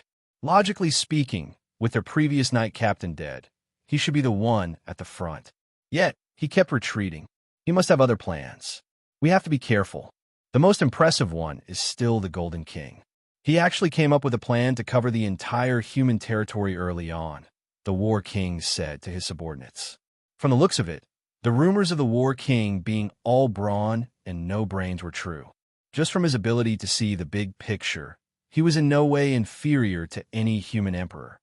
After all, he's the emperor of an empire on par with our Nanshin Empire. It's normal for him to be more powerful and wise, the captain of the guard said. The War King smiled and didn't say anything. Hopefully, this will be enough to defeat the disaster. Otherwise, humans will have to endure a crazy counterattack. The Sacred King thought as he looked at the Iron Armor City that was being renovated. 1 year later, Lane Village. Miss Kara, I'm here to hand over the human race, a weak human youth said to the Adventurers Guild counter lady. Hola, Mr. Bane. Are you still fighting the giant rats and goblins alone? The counter lady greeted him with familiarity. Yes, I killed 10 goblins and 2 rats today, Bane said. Okay, this is your reward. Mr. Bane is also at the iron level. If you were to team up with someone else, you would have been able to take on more difficult missions. That's true, but no team needs a thief right now. Rather than a thief, it's better to have a more powerful attacker, Shifeng said, shaking his head. However, since the thief class exists, there must be a need. Be patient and you'll find a use for it. Then I'll count on your auspicious words. Bane ended his conversation with the counter lady and greeted the people he knew along the way. He took his reward and walked out of the guild. Bane didn't want to go back to his empty home, but he had nowhere else to go. Bane had never seen his parents before. He was picked up from the mountains by Uncle Karoo. Fortunately, the people of Grey Wolf Village were very kind. It could be said that the entire village raised him. He was familiar with every family. Every new year, his relatives in the village would snatch him to eat at their house. It was very embarrassing. Bane was very grateful. Ever since he learned the skills of a thief, he had been working hard to earn money to repay the village. The villagers joked that Karoo was very lucky to have picked him up. After so many years, Bane's thief skills were actually very good. Many teams had already sent out invitations to Bane. If Bane said that no team wanted him, the counter lady naturally wouldn't mention it. Bane rejected all these invitations without exception. This was because joining a team meant leaving Grey Wolf Village. Bane liked it here and didn't want to leave. Bane, you're back. An old man greeted at the entrance of the village. Yes, I'm back, Grandpa Village Chief, Bane said. Be careful when you go out. Grandpa is always on tenterhooks when you go out every day. Grandpa, don't worry. Didn't you insist that I learn the thief class? You said it was a good class. If I can't beat them, I can definitely run away. Bane said with a smile. There's always a chance. It's never wrong to be careful. Don't be careless. I know, Grandpa. At the same time, 3 people walked in from the Adventurers Guild. They were arguing as they walked. If you ask me, I'll just open it. What's the point of opening the lock? A youth with a treasure chest under his arm said impatiently. What if you break the things inside? Aisha, what about you? Can you open the lock? A woman in a white bishop's robe asked the woman in a black magician's robe. In your mind, is this what I do? If you can teleport, why do you need to learn the lockpicking skill? Besides, from ancient times until now, I've never heard of anyone in my class who can open locks. Aisha immediately retorted. And so, the 3 people walked up to the counter under the watchful eyes of the crowd. Hello, is there a thief in the vicinity who can open locks? Jilin asked. Chapter 10. Although the Conference of the Kings had agreed to complete the Adventurer Association within a year, in less than 4 months, the adventurer system had become common. The social status of the adventurers increased. Those who used to be seen as jobless were now heroes who volunteered to fight for the people. To help the adventurers complete the human race, the countries had passed various laws. One of them was that the adventurers could freely cross the borders of the countries. Jilin could completely transform into a human now. He wanted to make better use of this body. He found it very interesting to stay in the human capital for a month, compared to listening to two human women quarreling in the Red Dragon Palace. He found it much more interesting. The humans wanted to find him to save the princess, but there was no one who could pass through the Bat-Tail's defense line. Aisha, let's go play in a human world and find something interesting to do, Jilin suddenly said to Aisha on another boring afternoon. Don't you want to catch the princess and wait for her to earn money? Aisha said. She was a bit surprised by Jilin's sudden idea. I think the Bat-Tail can do that, Jilin said. What if the hero you want to see comes? Aisha said. Hero? Isn't that something that hasn't appeared for several eras? Staya asked curiously. Ask the Bat-Tail to tell me. You can leave a magic circle here. We can teleport back then. Jilin ignored Staya. How many generations had there been no hero? There was no dragon to catch the princess. Now that you're in my hands, I don't have to worry about not seeing a hero. Aisha did not say anything. The simple-minded Jilin had thought of everything so thoroughly. It seemed like he had made up his mind. It was not correct to say that Jilin was simple-minded. From his biological structure, Jilin was definitely smarter than any human. However, he did not want to think about human problems. That was why he seemed simple-minded in Aisha's eyes. But in Staya's eyes, she was just a child with great power. She had restrained herself in the sacred city and treated her well in the Red Dragon Palace. How long had he been with Aisha before he was bewitched by the cunning witch? The god of light must have sent me here to defeat the witches and bring the Megalosaurus back to the right path. According to the Holy Bible, fate would naturally send people to the right place at the right time. Staya believed. Thus, 3 different species of life began their journey. Just because they were traveling in the human world, it didn't mean that they would encounter any problems in the human world. Then they became adventurers, and there were a lot of interesting things to do there. There were as many as a wall in every adventurer's guild. The last mission they took on was a crusade against ferocious bandits. Jilin and the other 2 came to the Bushao mountain range. It was said that the bandits here were very powerful. There were about 200 or 300 of them, and their name was the One-Eyed Bear. They had been causing trouble in the village for many years, and the people around them were miserable. The leader, Khan, once killed a giant bear with his bare hands. Although his right eye was destroyed in the battle, he won in the end. Since then, Khan peeled off the bear's skin and put it on to show his bravery. His friends respected him, so he founded the One-Eyed Bear. Bandits, it's the first time I've seen them, Jilin said excitedly. They are all unfortunate people who have no choice, Staya said.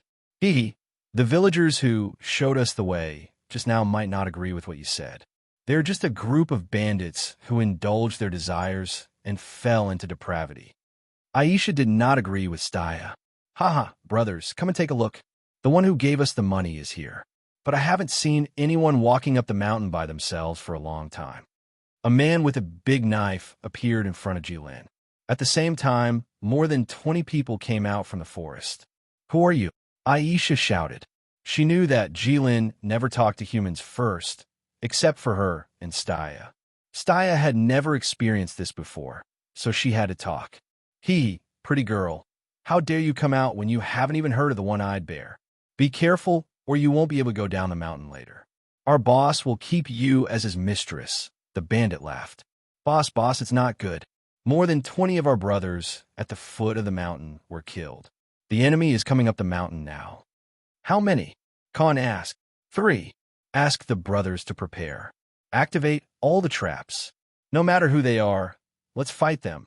Khan thought for a while and decided immediately. Jilin and the other 2 stood in front of the gate of the mountain, while Khan stood on top of the city gate. The 2 sides were facing each other. Where are you from?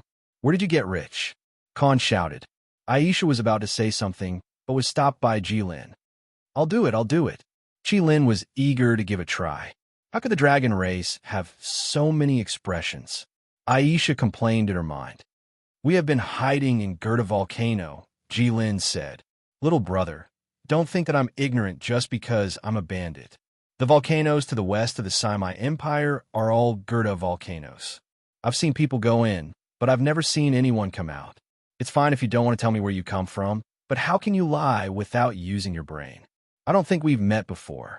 I didn't offend you, but you hurt more than 20 of my brothers for no reason. How do you think we should settle this? Khan was not scared when he saw that the person was trying to hide his identity. What do you think? Aisha said, It's simple. I see that you're dressed like rich people. You just have to stay here for a few days and ask your family to send money over. If you don't see any money on the day, I'll chop off one of this guy's fingers, Khan said in high spirits as he pointed at Jilin. Hey, this human has some ideas. That's a good idea. I'll spread the news too. I'll say that if they don't save the princess, I'll chop off one of her fingers. How long has it been? No one has saved you yet. Am I going to feed you for nothing? Jilin, who was inspired by the bandit leader, said to Staya. Staya had mixed feelings. She didn't know what to do. Come on, if you chop off her fingers, who would be willing to save a disabled princess? Even if you save her, you'll still be afraid that you'll fail. We've said that if you save the princess, she'll marry you, Aisha said. She knew that Jilin wouldn't really do it, so she took the opportunity to make Staya angry. Makes sense, Jilin said. I'll give you one last chance. Put down your weapons and surrender. Go to the official residence, and I'll try my best to ensure your safety. Staya decided to ignore them and do something serious. For example, saving the lives of the people in front of her. Damn it, open the door and catch them. I'll teach these idiotic women a lesson tonight. Khan was instantly enraged. He opened the door and rushed towards Jilin with his men. Impressive. Jilin looked at Staya with approval. There were many humans who attacked Jilin. Most of them didn't care about their lives. They only wanted to protect the dignity of humans or their beliefs. Even Jilin agreed that it was worth sacrificing one's life for such things, although he never said it. However, the humans in front of him were different. They only did it for their own desires. Maybe they were even pure? Jilin took a step forward and vanished from sight. In the blink of an eye, he appeared in front of Khan and grabbed his head with one hand, lifting him up. It wasn't teleportation. It was simply moving faster than human eyes could capture. The long, deep pit that appeared behind Jilin proved this point. Most of Khan's men were injured by the impact of Jilin's movement. The rest were too scared to go forward. You didn't know how strong the enemy was, but you gave up all your preparations and attacked recklessly. Humans always surprise me. I'm curious how you managed to survive until now. Jilin asked. Khan grabbed Jilin's arms with both hands. His veins were popping out, and he couldn't stop kicking. There was a clever bandit on the side. He said that he was an ordinary citizen at the foot of the mountain. He was kidnapped by bandits and had no choice but to become a bandit. He was lucky enough to be saved by his savior today. He was very grateful. He knew a secret path that led to the treasure room of the bandit leader. Please follow me quickly. Jilin didn't believe a single word he said, but just based on his quick-wittedness, he could survive. Is this the unfortunate person you mentioned? Aisha looked at Staya and said mischievously. Most of the treasures didn't catch Jilin's eyes. There was only one treasure chest of unknown origin that was held under Jilin's arm. The rest were sent directly to the Red Dragon Palace. Because of the treasures, I'll let you say something. Jilin threw Khan to the ground. Can you spare my life? Khan asked. What an idiot. Why would I come if I could spare your life? Jilin mocked. I don't want to die a good death in this line of work. I always walk by the river. I admit that I met you today. However, those who kill must be prepared to be killed. I'm prepared for this. You'll be like me sooner or later. I hope that when the time comes, you can also... Before Khan could finish his sentence, Jilin shattered his skull. Makes sense.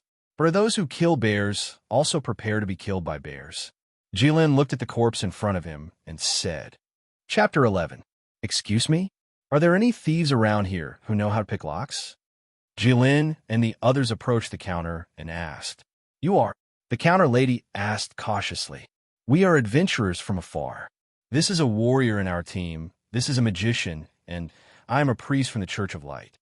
Staya introduced Jilin and Aisha to the counter lady. After hearing Staya's words, the counter lady let down her guard. On this continent, the name of the Church of Light was a guarantee of one's character. All right, since the Church of Light is here, I will give you Bane's address. Since he lives alone most of the time, he shouldn't disturb anyone. The counter lady handed over a piece of paper. Thank you. Staya smiled. Is your smile real or fake? Aisha said. I prefer to call it politeness. Staya said. Hypocrite. Aisha said with disdain. Why does that woman trust the Church of Light so much? Jilin asked.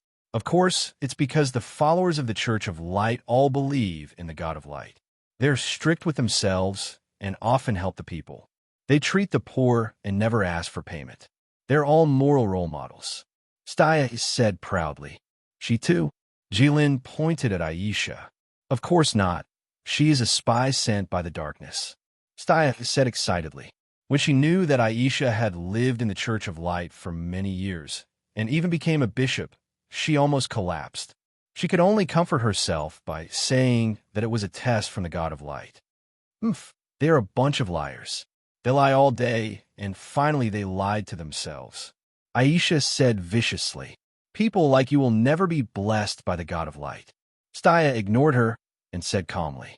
People with conflicting beliefs were more difficult to communicate than people with different languages. The God that I believe in is more real. I can feel him every time I sacrifice. The God of Light that you believe in only exists in the scriptures. He either doesn't exist or he doesn't care about you at all. The fact that Jilin and I are still alive is proof. Aisha pressed. Indeed, from a human's point of view, Aisha, a believer of darkness, had been in the Church of Light for many years. Needless to say, Jilin had directly destroyed the sacred city where the Church of Light was located. If the God of Light really existed, he would not let such a thing happen. As a human, it is wrong to think about the gods. They were not just powerful creatures, but humans always like to imagine their gods as powerful people. Why was that? Were humans trying to reduce the number of things they couldn't understand? Was he trying to shorten the distance between humans and God? Or do humans think they can become gods? Jilin asked. Aisha and Staya were both silent. Jilin and the group arrived at the Grey Wolf village. It was a very simple village, according to Staya. If Khan and his men came here to rob, it would be a loss, according to Aisha. It was estimated that if they passed by from the sky, the entire village could be rebuilt. This was what Jilin said. The people in the village looked at these outsiders curiously. They were not afraid, but they were alert.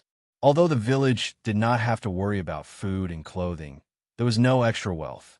Plus, the road was not easy to walk on, so robbers were not willing to come here. They always heard robbers say that they would take away all the food, but they did not mean that they would rob the food. They would not even let the food go. They had never seen robbers who only robbed the food. It was not worth it. Therefore, the people in the village had not seen outsiders for a long time. Staya asked people where Bane lived. The villagers told her enthusiastically. Only a few people in the village knew. Is there anyone here? Staya stood in front of the wooden house and knocked on the door. I heard humans say that the poor are scheming and the rich have a conscience. But on my way here, I feel that there are more poor people than good people, Jilin said, puzzled. That's because the rich said it themselves. Only the poor would not say it. Aisha said matter-of-factly. Is it like what humans always say, that history is written by the victors? Shameless humans always twist the facts to their advantage, Jilin murmured. Yes, the Church of Light also said that witches are despicable and evil. They kill innocent people. Aisha felt that Jilin was right. What's wrong? Staya looked at Aisha. Just as Aisha was about to fight back, the door opened. A human teenager who looked like Jilin in human form appeared from the wooden house. Who are you? Bane looked at the strangers in front of him. We are adventurers from afar. You must be Bane. The lady at the counter introduced us, Staya said. Oh, it's her. Please come in. I usually live by myself and don't have much to entertain. Come in and have a drink, Bane said. Bane wasn't modest at all. There was only one table and 4 chairs in a room that could be used to entertain guests. If Jilin and the others had one more person, they would have to stand here and talk. We are here to ask for your help. This is the treasure chest we got from the bandit's lair. Can you open it? If you can, We will convert the things in the treasure chest into gold coins and give you 10% as a reward. What do you think? Jilin put the treasure chest on the table and said straightforwardly.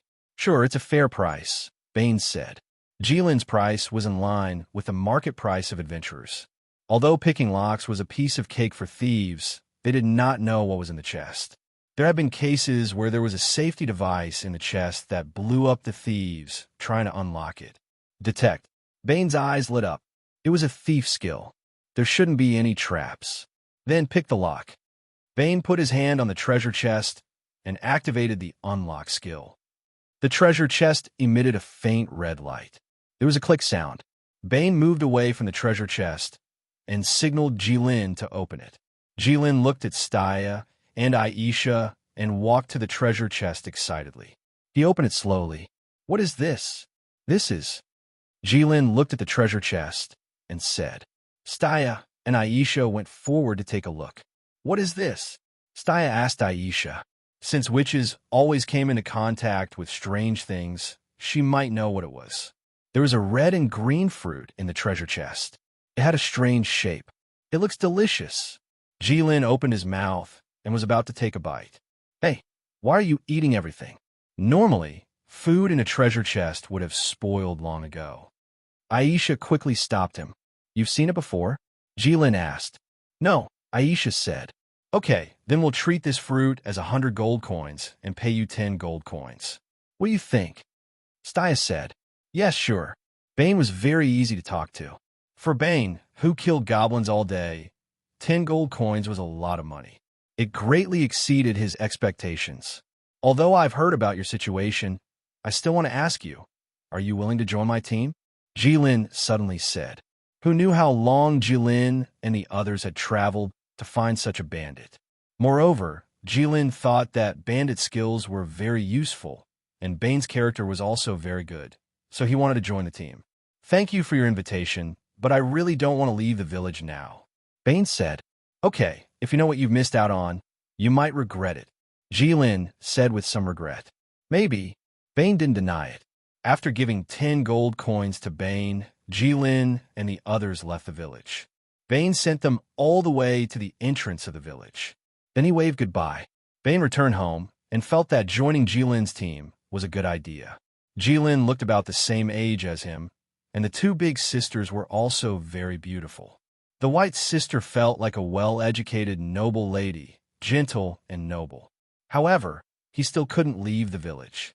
The villagers worked hard to raise him, and he had to repay them, so he couldn't just leave. Bane thought in his heart. Suddenly, a loud bell rang in the village. It was the village's alarm system. It hadn't been functioning for a long time, but Bane still did it every day. Bane rushed out of the market and found the village chief. Grandpa, what's wrong? Bane asked. I don't know. I only know that something is approaching from the west. Gather the villagers first. I'll go take a look. Bane said. Hey, be careful. The village chief said worriedly. Okay. Stealth. Haste. Although bandits weren't very strong in frontal combat, they were very useful in other aspects. Bane left the village and walked towards the west. It was hard to find him in stealth mode. Soon, he saw wolves approaching the village in an orderly manner. It was obvious that there was something commanding them. It's a pack of wolves. Bane quickly returned to the village and told the village chief. Let the elderly, women, and children go to the back of the mountain. The rest of the people stay behind to stop the wolves. If we go together, the wolves will catch up. The village chief said. What if I ask the Adventurers Guild for help? Bane asked. Too late. Why have you been smiling since just now? Staya asked Aisha. Aisha couldn't hide her smile since they came out of the village. Aisha rolled her eyes at Staya and turned to Jilin. Let me tell you, we made a lot of money this time. That's a spirit beast fruit worth tens of thousands of gold coins. Aisha said deliberately. It turned out that she already knew what it was, but she didn't say it on purpose. Shameless. Staya said. I save us a lot of money. Aisha said exaggeratedly. None of the three of them cared about that little money. Smart. What's a spirit beast fruit? Jilin asked after he confirmed Aisha's guess. For beasts, it's something that all magical beasts dream of. It can increase a magical beast's growth limit and increase their intelligence. It's something that every magical beast instinctively pursues. It's also very valuable to humans, because it can attract all magical beasts within 5 kilometers. The smell can last for a long time. Aisha said, "Then isn't the Grey Wolf village a threat?" Stias said, "That's right. Didn't that thief say that he couldn't join us because he couldn't leave the village? We'll invite him after the village is destroyed." Aisha said deliberately, "Won't he be in danger too?" Jilin asked. "Thieves don't die so easily." Aisha waved her hand and said carelessly, "Impressive." Jilin gave Aisha a thumbs up. "Bastard." Stia cursed and ran towards the village. Chapter 12. Outside the village, the pack of wolves slowly approached. Every one of them had a pair of glowing red eyes. They lowered their bodies and stretched out their heads as they moved forward. Their limbs were slow, but they were constantly exerting strength to ensure that they could attack the target in front of them at any time. It was hard to imagine that such a large pack of wolves could be so quiet. Only the sound of saliva dripping from their mouths falling onto the grass could be heard. Normally, the wolves would never attack during the day, but now that they were tempted by the spirit beast fruit, they had no choice. But to the villagers, this was definitely good news. The villagers were tough, and this remote gray wolf village was even more so. Many of the villagers had the habit of hunting in the mountains to support their families. The villagers held weapons in their hands as they waited at the entrance of the village. Although the atmosphere was tense and serious, there was no panic. Even in the mountains, they dared to fight one-on-one with wild beasts, let alone in their own home with a group of villagers who lived with them. At this time, as a man, he couldn't be a coward. Not to mention his wife and children were behind him. He couldn't even embarrass himself in front of these people. In the future, he wouldn't be able to raise his head in the village for the rest of his life. Bane stood at the front of the group, holding 2 short swords and bowing. An iron-level thief, even if his fighting strength was weak, was still stronger than these villagers. The wolves in front had already appeared in their field of vision. Their sharp claws cut through the green grass on the ground as they growled in a low voice. They were choosing to devour people. Facing such an imposing aura, the villagers couldn't help but take 2 steps back, tightening the forks and sticks in their hands. A pack of hungry wolves was more threatening than a single one. A wolf howl came from afar, and the pack of wolves began to charge. The distance between the pack of wolves and the entrance of the village was too short. "Pull!" the village chief shouted. 2 villagers pulled on the ropes in their hands. Suddenly, a row of sharpened bamboo was erected at the entrance of the village. The 2 wolves in front were too fierce and couldn't change direction in time, so they crashed into the bamboo and howled loudly. The wolves in the back wanted to jump over the bamboo, but their bodies were in the air and there was nowhere for them to use. As long as the villagers could hit the wolves, they could easily knock them down. The villagers with forks could use the gaps between the bamboo to kill the wolves. The villagers were very methodical. It was obvious that this wasn't the first time this had happened. As long as the wolves couldn't jump over the bamboo, there was no problem.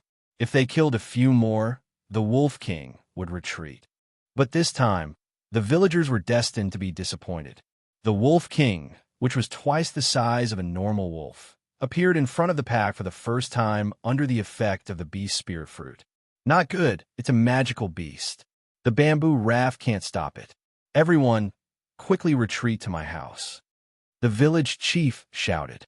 In the entire village, only the village chief's house was made of stone, and it was the sturdiest.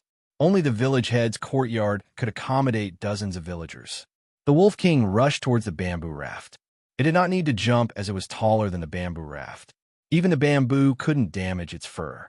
The entire bamboo raft was directly smashed into pieces, and the bamboo flew in all directions miserably. The Wolf King looked coldly and cruelly at the villagers who were running away and roared loudly. The wolves obeyed his command and rushed into the Grey Wolf village, chasing after the people who were running away. As the distance got closer and closer, the sound of the wolf's footsteps became clearer and clearer in the villagers' ears. The wolf's panting also seemed to be right next to their ears. The villagers couldn't help but look back. Even though they knew that doing so would only reduce their speed, they still couldn't stop themselves. This was human instinct. Even though he knew it was useless, even though he knew he shouldn't, he just couldn't control himself. Was that why there was a phrase called involuntary? The villagers who were about to be caught finally couldn't stand the pressure of being hurt at any time. They stopped abruptly and roared as they swung the wooden stick in their hands at the wolf behind them. Miraculously, the stick hit the wolf's head. The wolf howled and shrank back a little, but then it shook its head and pounced again. The wolf's weakness was definitely not its head. The villagers used the wooden stick to block the wolf's bite, but they couldn't withstand the wolf's strength. They were pushed to the ground by the wolf. The wolf's hot breath blew onto the villagers' faces, and there was a bloody stench. The wolf's mouth kept biting the wooden stick, opening and closing as if it was going to bite the stick in half. Facing such a scene, the villagers could only scream in fear and shake their heads violently. They shouted incomprehensible words, don't come over, kill, don't. A gray figure suddenly appeared behind the wolf, and two short swords were fiercely stabbed into the wolf's lower back. His hands parted, and with a forceful pull, 2 puffs of blood came out. The giant wolf simply lay on the ground and stopped breathing. Run quickly. Bane helped the villagers up and shouted. If they ran any slower, the wolf pack behind them would catch up. Once they were caught in a stalemate, they would be doomed. Even if a thief carried a person, they would still run faster than a wolf. Bane led the villagers into the leader's house. The moment they entered the house, the others quickly closed the door and found something to cover it. Some people even used their bodies to block the door. Outside the door, there were banging sounds and the sound of dogs scratching the door. There were also some wolves wandering around the house. The people in the house could clearly sense it. It's okay. As long as the wolves don't come in, they will leave soon.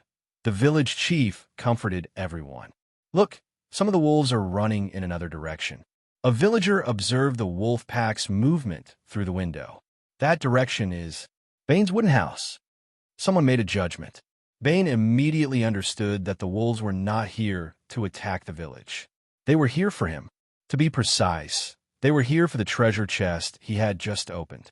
Judging from the Wolf King's behavior, it would not give up until it got what it wanted.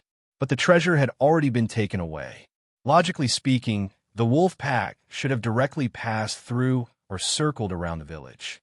The only possibility was that the 3 of them had some way to conceal it, causing the wolf pack to think that the treasure was still in the village. Damn it, Bane said in his heart. In fact, Bane naturally misunderstood Jilin. With Jilin's strength, he would not have thought of this. Moreover, Jilin's absolute territory was 2 meters around him. Once the bee spirit fruit came within 2 meters of Jilin, the wolf pack would not be able to sense it. Just like the Knight's Key, Bane knew that the wolf pack would not retreat easily this time. The house had not been broken through yet, but the Wolf King had not made its move. Once the Wolf King joined in, the house would not last long.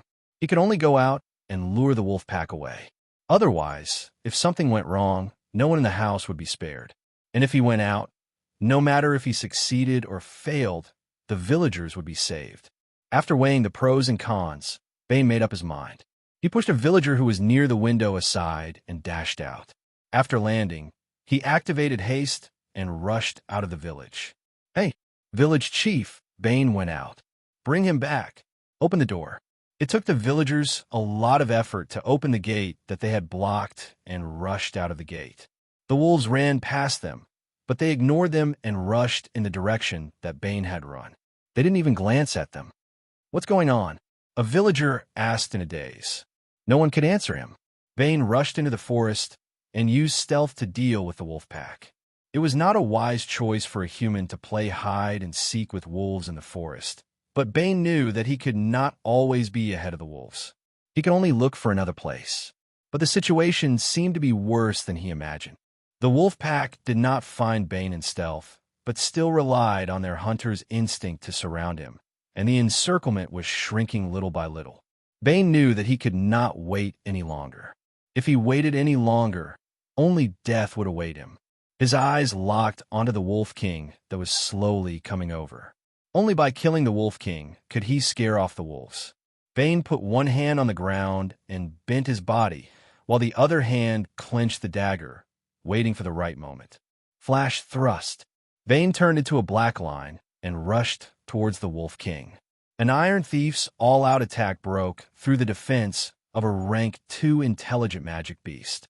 The Wolf King could not dodge in time and was ruthlessly stabbed in the back. It painfully wanted to turn around and attack Bane, but it was helpless. Bane was now in its blind spot. The Wolf King frantically turned around, wanted to throw Bane off. The intense pain swallowed up its reason. It could have seriously injured Bane with a roll, or at least driven him off its back. The surrounding wolves anxiously wanted to help their king, but did not dare to approach. Bane gambled correctly. No wolf dared to approach the Wolf King to attack him. Between beasts, even if they were companions, they would still maintain their guard against each other. This was even more true between two classes. However, it was still simpler than humans. While humans maintained their guard against each other, they would also maintain a superficial level of trust. The wolf pack surrounded the Wolf King and Bane in a huge circle, and no one dared to cross it. As the Wolf King struggled, the wound caused by the dagger grew larger and larger, accelerating its loss of blood.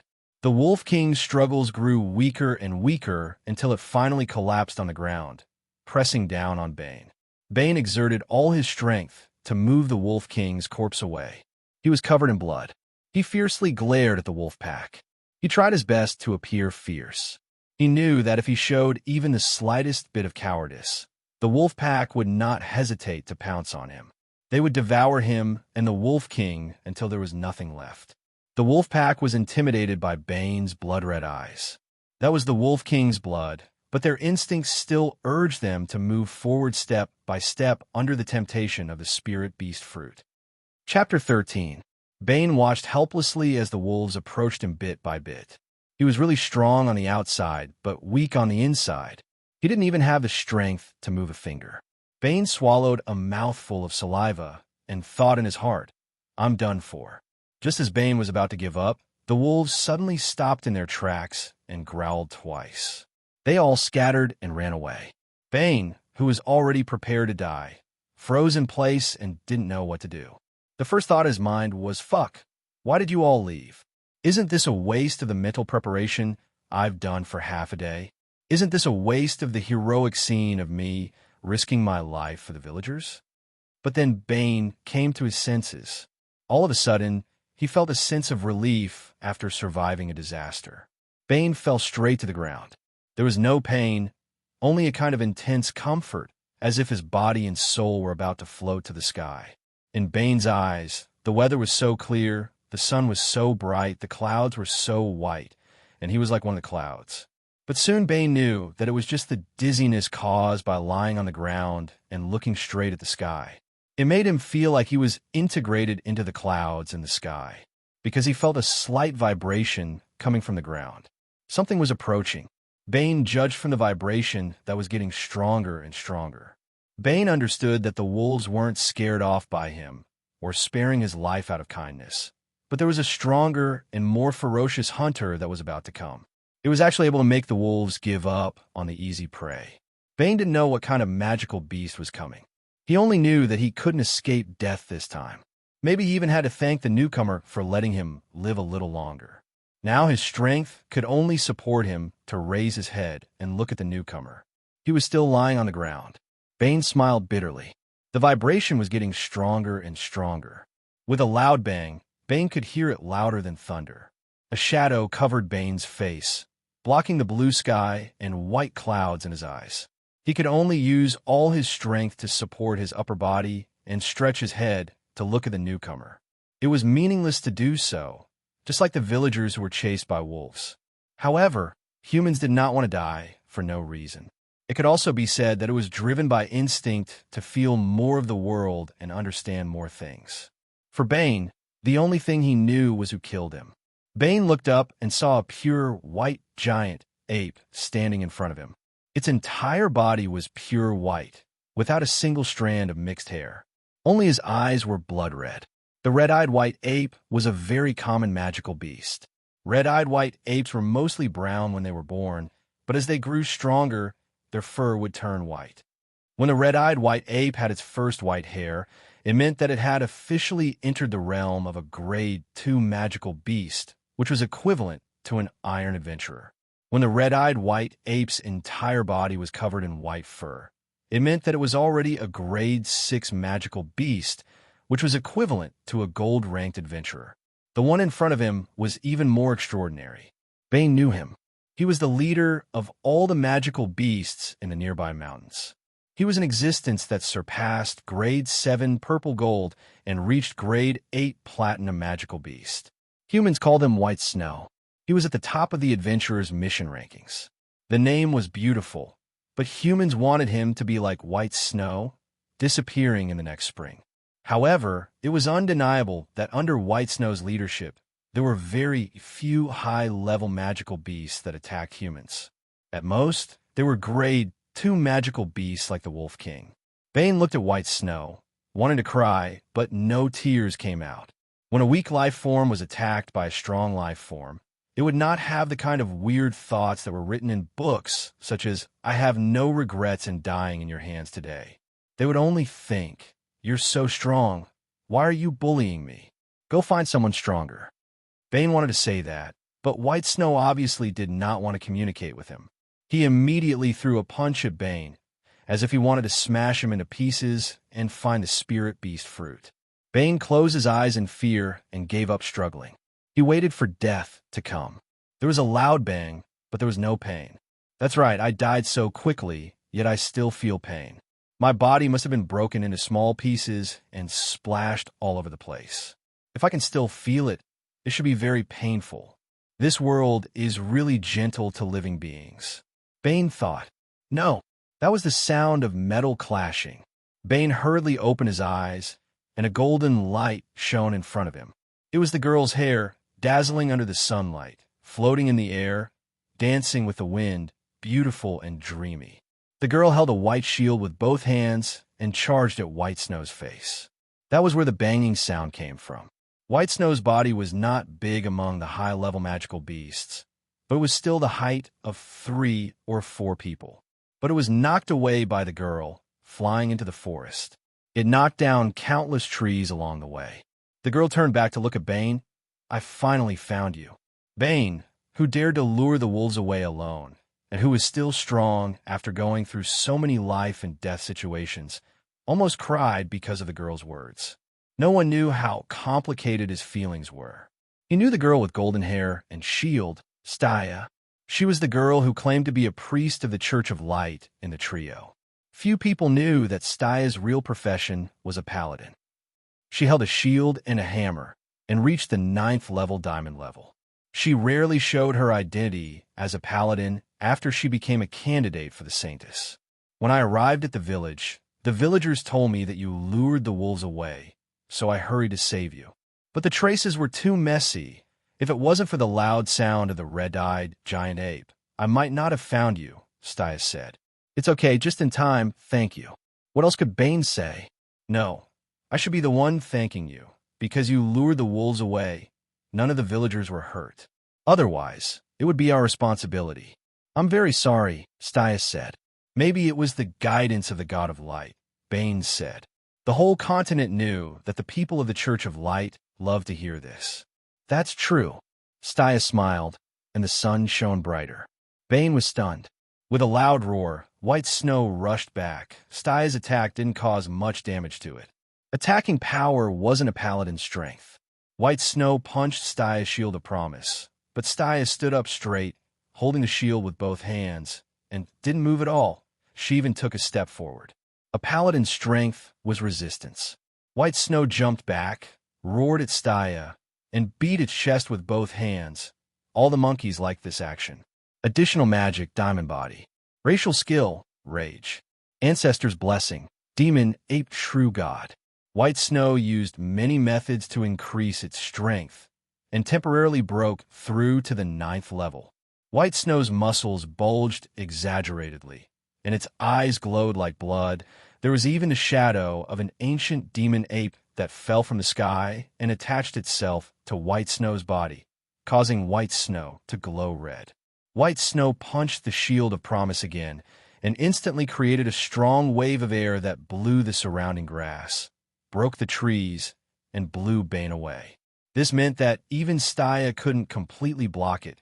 She was already slightly injured, and this attack made her feel very uncomfortable. However, this attack did not stop there. Fist after fist, it was like a violent storm, raging waves. And Staya was like a rock in the storm. No matter how much wind and rain hit, I'll remain unmoved. White Snow's attack couldn't break through Staya's defense. Holy Shield. Staya used the Paladin's skill, and the shield emitted a strong golden light that hit White Snow. White Snow couldn't help but slide back. Staya held the Shield of Promise and knelt down on one knee. She was still slightly injured after all. Staya took out the Holy Book of Light and let it float above her head. The holy light allowed her to quickly recover from her injuries. In terms of healing ability, the Holy Book of Light wasn't inferior to any 10th step legendary archbishop. Staya took out the Hammer of Victory from the Holy Book of Light. She was full of confidence as she rushed towards White Snow. The Paladin with its own priest was the strongest solo job. It was recognized by the whole continent. Staya rushed forward and waved the Hammer of Victory to attack White Snow, and used the Shield of Promise to defend against White Snow's attacks, while receiving the healing from the Holy Book. She was fighting without reason, and was unbeatable. She was just a human girl. How could she be so strong? White Snow finally wanted to retreat. Ape King Fist. White Snow's body glowed red, and 2 red light beams shot out from her eyes. This punch caused the air to explode, creating a sonic boom. It blew Staya more than 20 meters away. White Snow saw this and ran away without hesitation. Her strongest attack still couldn't break through that woman's defense. Just in front of White Snow, a black magic circle appeared in the air, and a woman's voice came from it. It's okay. She won't be able to run away. She can't run away either. What if she really runs away? Where am I supposed to find a hero? I said, you're in my hands, okay? Then a young man's angry voice came. A human young man walked out of the magic circle in the air and turned his head to say something to the magic circle. White Snow couldn't dodge in time and hit the young man with her head. White Snow's head was half the size of a human's head. If Bane was hit like this, he would definitely die. Even Staya with the Shield of Promise couldn't ignore it. However, the young man didn't move at all, even though he wasn't prepared. On the other hand, White Snow didn't move after hitting the young man, like a human who died after hitting the wall. The young man looked back at White Snow and stepped on White Snow to the ground. What the hell is this? Hey, Staya, your armor is so cool. I finally found you. So you're a paladin. You've hidden yourself well, Aisha said. White Snow was lying in the giant pit, bleeding from all her orifices and dying. Bane held onto the tree and was shocked. Chapter 14. Jilin landed from the sky. He stepped on White Snow and paused for a second. Then, he quickly came to Staya. He quickly grabbed Staya's hand and said with a flattering smile, "Oh, princess, why did you leave by yourself? Wait for us. What if you die outside? Where am I going to find the hero?" Jilin said inwardly, "Wait for you? You teleported here so much later than me. Why are you taking so long? If I really waited for you, it would be too late." Staya was not happy with Jilin and Aisha's attitude. Staya thought the whole thing started because of them, but Jilin and Aisha did not care about it all. Staya thought it was ridiculous. Doesn't it take time to draw a magic circle? Aisha complained. What's the point of teleporting if it's slower than running? Staya said, "Who is this?" Jilin noticed Bane on the side. You forgot about him in such a short time. Staya could not believe it. Humans are all about the same, Jilin said innocently. Then how can you tell me and Staya from other humans? Aisha asked curiously. For example, if a human lost a dog, even if someone brought 2 similar dogs to him, he would be able to tell if it was his own dog. In other words, he would be familiar with them, Jilin said matter-of-factly. It would be better if you didn't say that, Aisha said with her teeth clenched. She knew Jilin did not mean to belittle Staya and her. In Jilin's eyes, humans were not more noble than other creatures. Therefore, she could not get angry. However, even if she got angry, she would not be able to do anything to Jilin. This is Bane, the thief, just now. Staya brought the topic back to the main topic. If they were allowed to talk freely, they would go off topic for a whole day. Why is he here? Jilin was puzzled. Thus, Staya described the entire story. Jilin stared at Bane, causing Bane to feel uncomfortable all over. He had seen how Jilin had stepped on by Shui with 1 foot, and she was still lying on the ground. After all, that was a magical beast of the 8th rank capable of unleashing power of the 9th rank. I have a deep impression of you, Jilin said to Bane. Bane complained in his heart. He clearly didn't remember it just now. I'll ask you one more time. Are you willing to join us? Jilin asked. Bane looked at Staya and then at Jilin. Can I ask why you want to join? I know that my strength is not worth mentioning in your eyes. I don't know what I have that's worth your attention. Bane wasn't as determined as before. Do you know how many humans there are in this world? Jilin asked. A few billion, Bane answered. That's right. The number is terrifying. Then why do they keep living in this crowded world? Jilin asked. Because they enjoy life and love it. Bane was not sure. Jilin did not think much of it. Humans are the race that doesn't love life the most. I've seen it in the human capital before. They kill other creatures at will to satisfy their own desires. They don't do it for survival. If they want nice clothes, they skin other creatures. If they want decorations in a house, they stuff with shavings in the stomachs of other animals so that they look alive when they die. Then, they put them in the most conspicuous place in the house. They wanted to offer sacrifices to the gods to soothe the emptiness in their hearts, but they put the heads of other creatures on the altar, even to themselves. When they saw the coffin of a noble passing by on the street, the people on the side of the street would not bow their heads in silence to mourn the death of their own kind. Instead, they would point at the body and say to the people next to them, "Look, the coffin of the noble lord is so heavy. Look, the people carrying the coffin are all struggling." Jilin retorted. Bane felt that something was wrong, but he couldn't figure it out at the moment. He could only stay where he was. As for what you said about humans enjoying life, there's a popular saying among humans that 9 out of 10 times, life doesn't go your way. Have you heard of it? This means that humans think that most of their lives are suffering. Everyone has experienced the hardships of life, without exception. If you talk to any human on the street and you ask them what kind of hardships they have experienced in their life, they can immediately talk to you for 2 to 3 hours. But if you suddenly ask them what happy things they have experienced, they will think for a long time and say a sentence or two laboriously, then end the awkward topic. How can you say that they enjoy life? It's just a struggle to survive. Jilin said. Bane was confused. He had the urge to turn around and leave, but he didn't dare to. Staya and Aisha didn't interrupt. They rarely saw Jilin talk so much with a human. Then, the same question. Why do humans continue to live in this world? Obviously, many people will give up on life and jump from high places. They can't fly. Jilin asked. Bane shook his head. He felt that his correct outlook on life that was cultivated by the villagers was greatly impacted. From my observation, most people are dissatisfied with their lives, but they still insist on living because they live for the sake of living. It can also be understood that they live because they are afraid of death. But being afraid of death is not a weakness. It is the greatest instinct of all living creatures. But you, Bane, you can choose to give up your life for others. You have gone against your greatest instinct. You are 1 in a million. You have the potential to become a true hero. Do you want to join us and be my companion? Jilin asked. I'm just asking you why you want to invite me. Do you have to beat around the bush and ask me these profound questions? Bane said in his heart. According to what you said, those who choose to jump from high places are braver. Bane asked. Of course. Jilin said matter-of-factly. Of course not.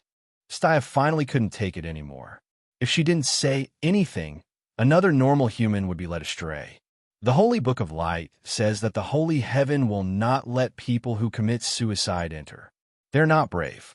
They're just weak people who can't bear the hardships of life. Staya said, including the Church of Light, all the books of religions describe the world after death as beautiful. They tell people not to be afraid of death. But at the same time, all the books have a sentence that forbids suicide. Because without this sentence, the books will completely become a book that advises people to commit suicide. The religion will also become a cult. You really have nothing to say. Are you blocking both sides? Aisha said to Staya. Then what about you? How could Staya tolerate Aisha directly attacking the Holy Church? Us? We don't have your tricks. We, the God of Darkness, only believe in fair trade. Everything is a trade. Those people use their lives in exchange for eternal peace. Maybe they think it's appropriate. Aisha said, then what could be exchanged for life? Staya stared at Aisha. Aisha didn't answer, because there was nothing that could be exchanged for life. Do you understand? No matter how boring it is, no one can deny the preciousness of life. We can't give it up easily. Staya looked at Bane. Bane let out a long sigh and nodded. Okay, since Miss Staya just saved my life, I am willing to join you. But what about the village? If we leave, the village will be in danger again. Bane said, that's easy. I will do it. Jilin said, what about it? Aisha pointed at white snow. Forget it. It didn't do anything wrong. It's an undeserved disaster. There is no need to kill it. Jilin said. No one objected. Everyone was touched by Jilin's words. Jilin and the others returned to the village. Bane said goodbye to the villagers. Jilin pulled out a strand of hair and buried it in the middle of the village. Staya printed the symbol of the royal family at the entrance of the village. Aisha set up a magic circle. Neither humans nor magical beasts could threaten the Grey Wolf village anymore. It's okay. You have grown up. Young eagles should fly in the sky. Be careful. Come back to the village if you have nothing to do. This will always be your home. The village chief was crying. Silly boy, how could you rush out by yourself? What do you think we are? What will happen to my daughter if you leave? A villager said. What does that have to do with me? Bane said hurriedly. The next day, Bane, have you heard of the antelope that likes to do acrobatics? Jilin asked Bane on the road outside the village. No. Bane shook his head blankly. You're like the antelope that likes to do acrobatics. The one below is more interesting. Jilin smiled. Is it interesting? Bane looked at Staya. Staya smiled. Bane's eyes lit up. So pretty, Bane thought. The corners of Aisha's mouth lifted slightly. What was in the box before? Bane suddenly thought of this. I don't know. I ate it. It tasted okay. Jilin said. Where are we going? Bane asked. North. I heard there's snow there. I have never seen it before. Jilin said. Chapter 15. South of the Snow Wind Empire. Under the gray sky, a two-horse carriage traveled through the empty snowy plains. The wheels rubbed against the axle, making the unique sound of a wooden carriage and the creaking sound of ice and snow being crushed intertwined. It formed a beautiful movement, and, at the same time, it made the world seem very quiet. Looking at the vast, snowy plains, there were no living creatures or buildings, only white snow that extended to the end of the world and connected to the sky. The carriage traveled steadily on the snowy plains, leaving behind two long and clear tracks. This was the only chance of survival in this monotonous world, but it was slowly covered by the snow. In the end, it would no longer exist, leaving no trace behind. No one or any creature would know that there was a carriage driving here. Jilin sat on the driver's seat. Driving a carriage was very interesting to him. Even if the carriage didn't need to be driven, he still stubbornly sat outside the carriage in the sparse snow. He liked snow more. This carriage was bought from the Chamber of Commerce. There was nothing special about it except that it was sturdy and durable. However, the two horses were undead war horses that Aisha had obtained from the Dark Sacrifice. As long as their energy wasn't extinguished, they could keep running. With the addition of an illusion, it made them look like ordinary horses. It was flawless. In the carriage, Staya and Aisha were whispering to each other. The content of their conversation made people not want to listen carefully. They didn't know how they could say such vicious words in such an elegant and polite manner. Bane kept breathing into his hands. The -10-degree weather didn't affect the other three, but it was still too cold for him, who had never seen snow before. Jilin looked up at the snowy world, took a deep breath of the cold air, and exhaled white air. The carriage slowly drove to the southern city of the Snow-Wind Empire, Heimtel. "It's really beautiful," Jilin murmured. "Heimtel, increase the temperature of the fire a bit. It can't melt this black steel rock now." A short man with thick limbs shouted. His voice covered the loud sound of the machinery and echoed in the whole workshop. The dwarf beside the stove heard this and immediately stood up. He smiled and took a big gulp of wine from his waist, breathing out the smell of alcohol comfortably. Then he replied, "Got it. I'm coming." The flames instantly became more vigorous, and the flames turned blue. The black steel rock that had been lying motionless in the furnace began to melt bit by bit, turning into molten iron that flowed into the mold at the side. "How is it? Dumb." The dwarf by the hearth came over and asked. "It's okay, but if we have a higher temperature, we can use better metals to make better products." Dan shook his head and sighed. He felt that he was a hero who had no place to display his talents. He clearly had superior technology, but he was limited by the fact that he did not have a higher temperature. Seeing his friends so depressed, Mangshan didn't have a good solution. After all, the problem of fire had always been troubling the dwarves, and they had never been able to solve it. The temperature of their fire, just now, was already the limit of current technology. The blue flames were considered top-notch in the world. Mangshan handed over the wine from his waist. This trick was invincible to the dwarves. It was like your girlfriend throwing a tantrum for no reason, and you didn't know how to coax her. At this time, it was definitely not wrong to hand over the bag. Although it couldn't solve the problem, it might prevent the problem from being solved. Sure enough, after Dum took the wine and drank a few mouthfuls, he was no longer worried about the fire. This made Mangshan think that he was just trying to cheat him of his wine. The mold cooled down, and after opening, there was a black sword embryo. There was still work to be done. Jilin and the others took a carriage and entered Heimter without any obstacles with the identity of adventurers. It seemed that all the buildings in the Snow-Wind Empire were black, and this city was no exception. It was especially conspicuous in the world of ice and snow. Humans always want to improve their sense of existence, and they will do anything, Jilin said as he looked at the somewhat conspicuous city. In this environment, the black buildings are like lighthouses on the sea. They can guide people who are lost and tell them the direction to go home. Staya retorted, trying to tell Jilin how much effort the humans put into building these buildings. Bane felt that Staya said it very well, but his expression completely betrayed him. "The buildings are black only because the rocks under this land are black," Aisha said helplessly. "That's right." Jilin and Staya looked at each other and then fell silent. The ideas and visions in their hearts would always be mercilessly beaten to the ground by reality, and they would be covered in cuts and bruises. They walked on the road and asked the passers-by about the location of the hotel and the Adventurers Guild. Jilin and the others first went to the hotel to settle down.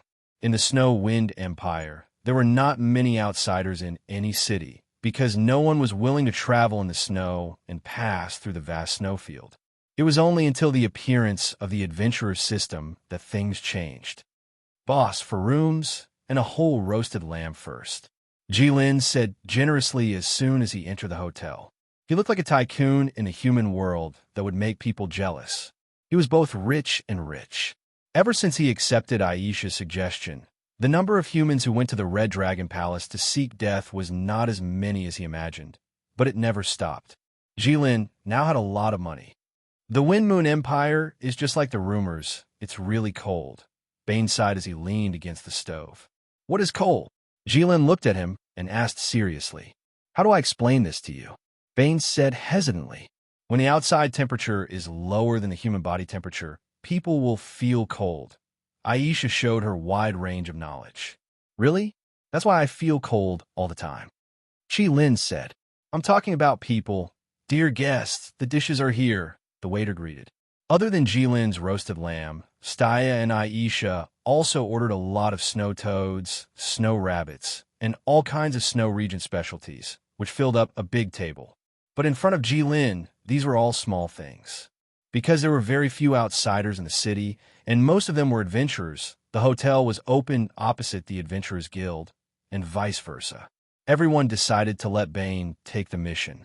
Ever since Bane joined the team, the responsibility of dealing with ordinary people fell on Bane's shoulders. Because the distance was very close, Bane quickly returned and threw 2 pieces of paper on the table. It was a mission issued by the Adventurers Guild. Listen to Miss Gina's request and find her lost dagger. Go to the best weapon shop in the city, Sam's Weapon Shop, to help. These 2 missions made the 3 of them stare blankly at them. What is this? Are you kidding me? Jilin was shocked. Looking at Bane, there was even a golden light in his eyes. I can't help it. I'm only a rank 2 Iron Adventurer. They don't let me take on difficult missions, but I've already picked these 2, Bane said helplessly. It'll be fine when we level up. With our abilities, it'll be very fast, Stias said. Jilin covered his head and sighed. He really didn't want to take on such an unlucky mission. It looked like a trivial mission, and he was too lazy to do it. But there was no other way. The mission could be failed, but couldn't be returned. All right, Stia, you and I will go to the weapon shop. Aisha, you and Bane will find the little girl. Jilin decided to split up. He couldn't waste time on these 2 missions. It wasn't fun at all. Why is Miss Stia with you? Bane was unhappy. Human teenagers were so naive. A normal look from a girl could make him fall in love. A simple greeting could make him think that the girl had feelings for him. They were so naive that it was sad. It was so sad that it made people want to cry. Not to mention that Stia was like a god descending from the sky. She stood in front of him with holy light and saved his life in the nick of time.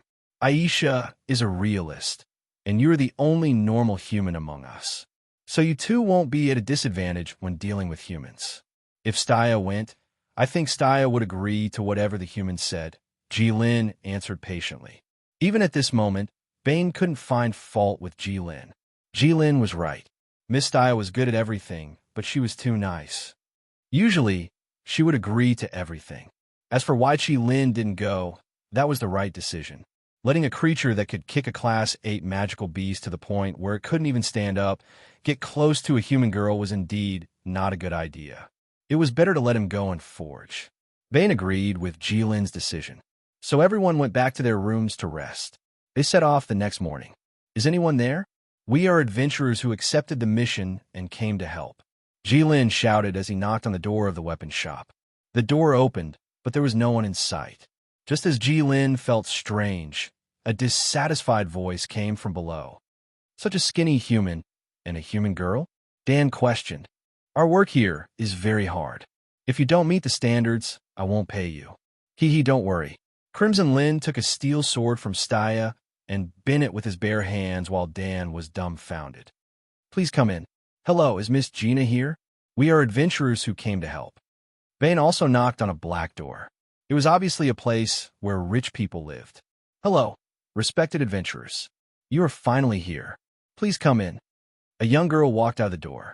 She was wearing a beautiful white dress, but her skin was even whiter than the dress. Such a girl walking out of the black door gave people a sudden and stunning feeling. Bane's eyes lit up. The disappointment of leaving Miss Stia also disappeared. Human teenagers are not only sad, but also infuriating. Aisha thought. Chapter 16. Cough, cough. Aisha coughed heavily, reminding a certain someone that it was time to get down to business. Hee, you must be Miss Xena? Hello. We have accepted your request to come and help. Bane quickly changed the topic to cover up his gaffe. Yes, let's talk inside. Xena smiled softly and said in a low voice. Bane and Aisha followed Xena into the black door. After passing through a spacious courtyard and a long corridor, they arrived at the guest room of Xena's house. Yo, this sofa is not bad. Rich people really know how to enjoy life. Aisha unceremoniously occupied the best position facing the fireplace. She patted the delicately made leather sofa below her and spoke as if she was the owner of the house.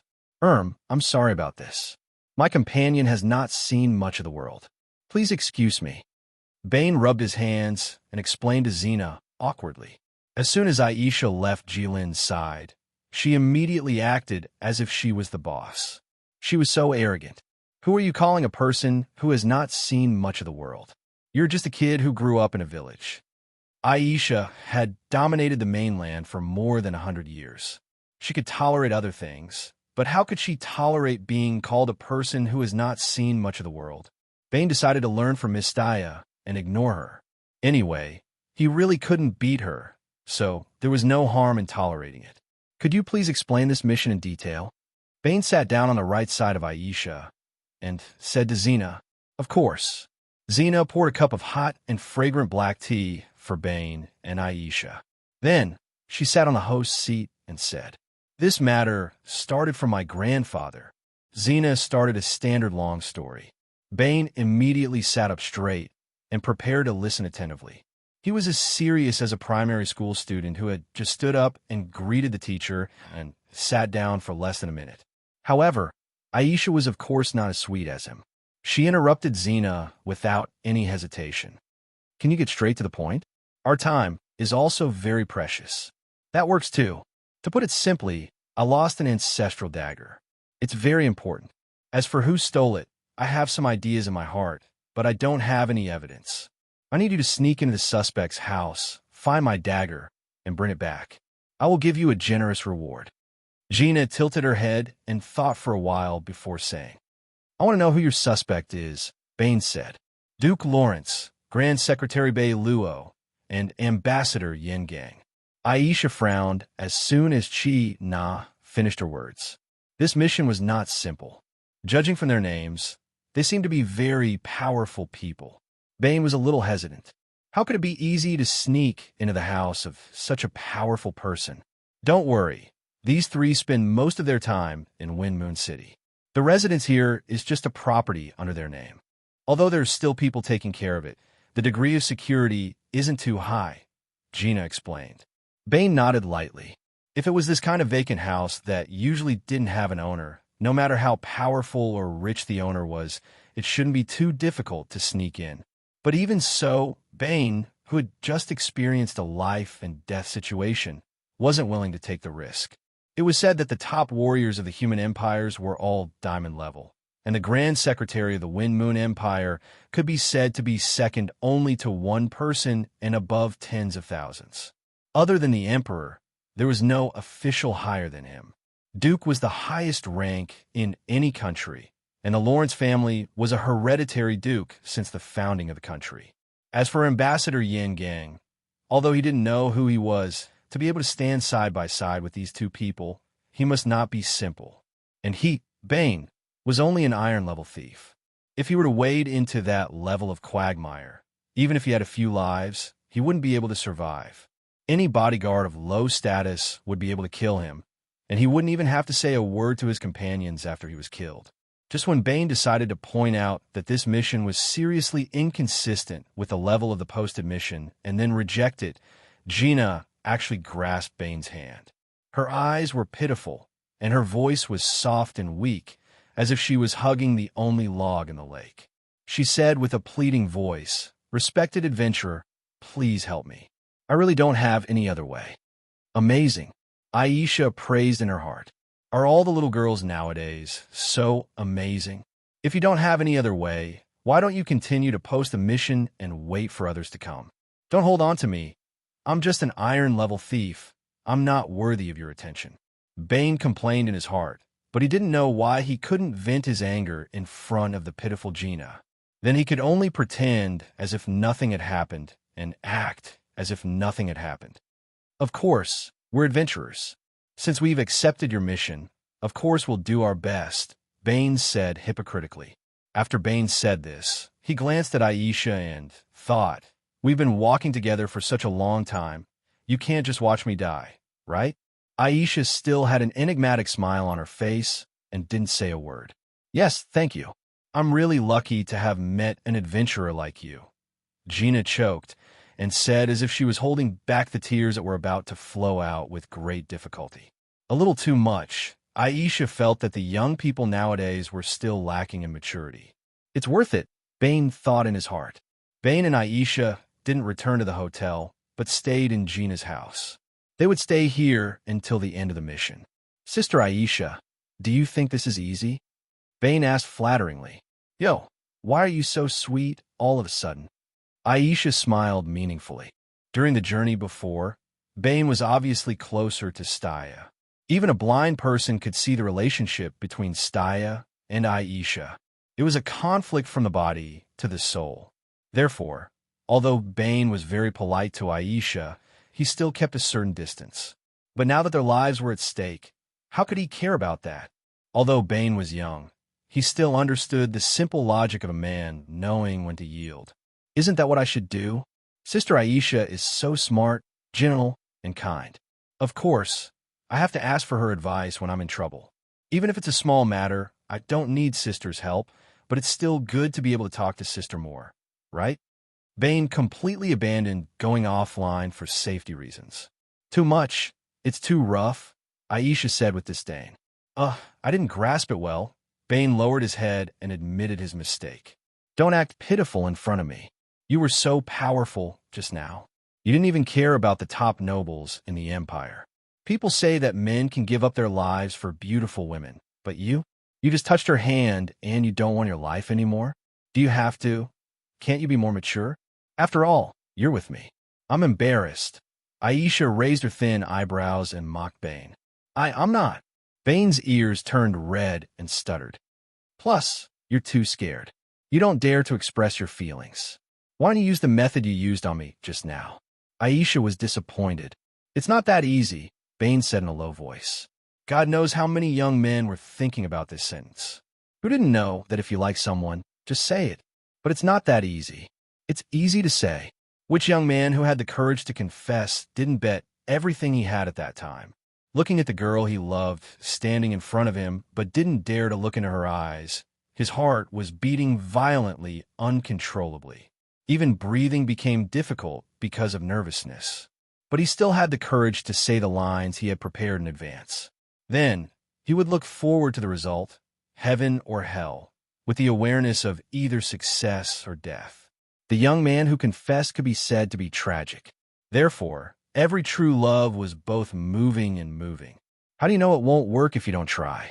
You're willing to give up your life for her. Who can say that this isn't love?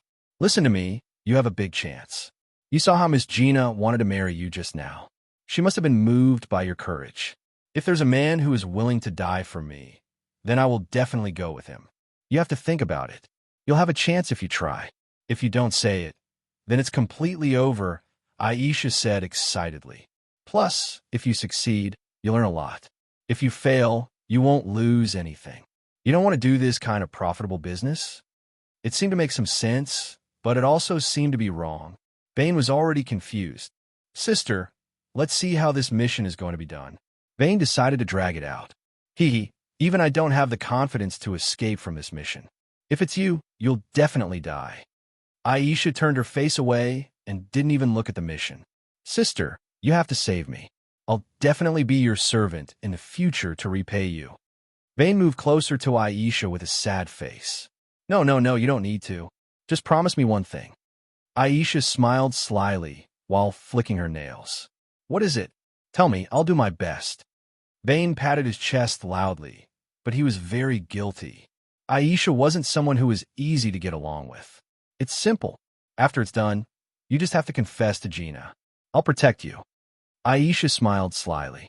She was like a little fox who had succeeded in her plot, proudly wagging her little tail.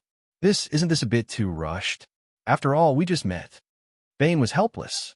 He couldn't take the lead of the topic from Aisha. Don't you know love at first sight? That's true love.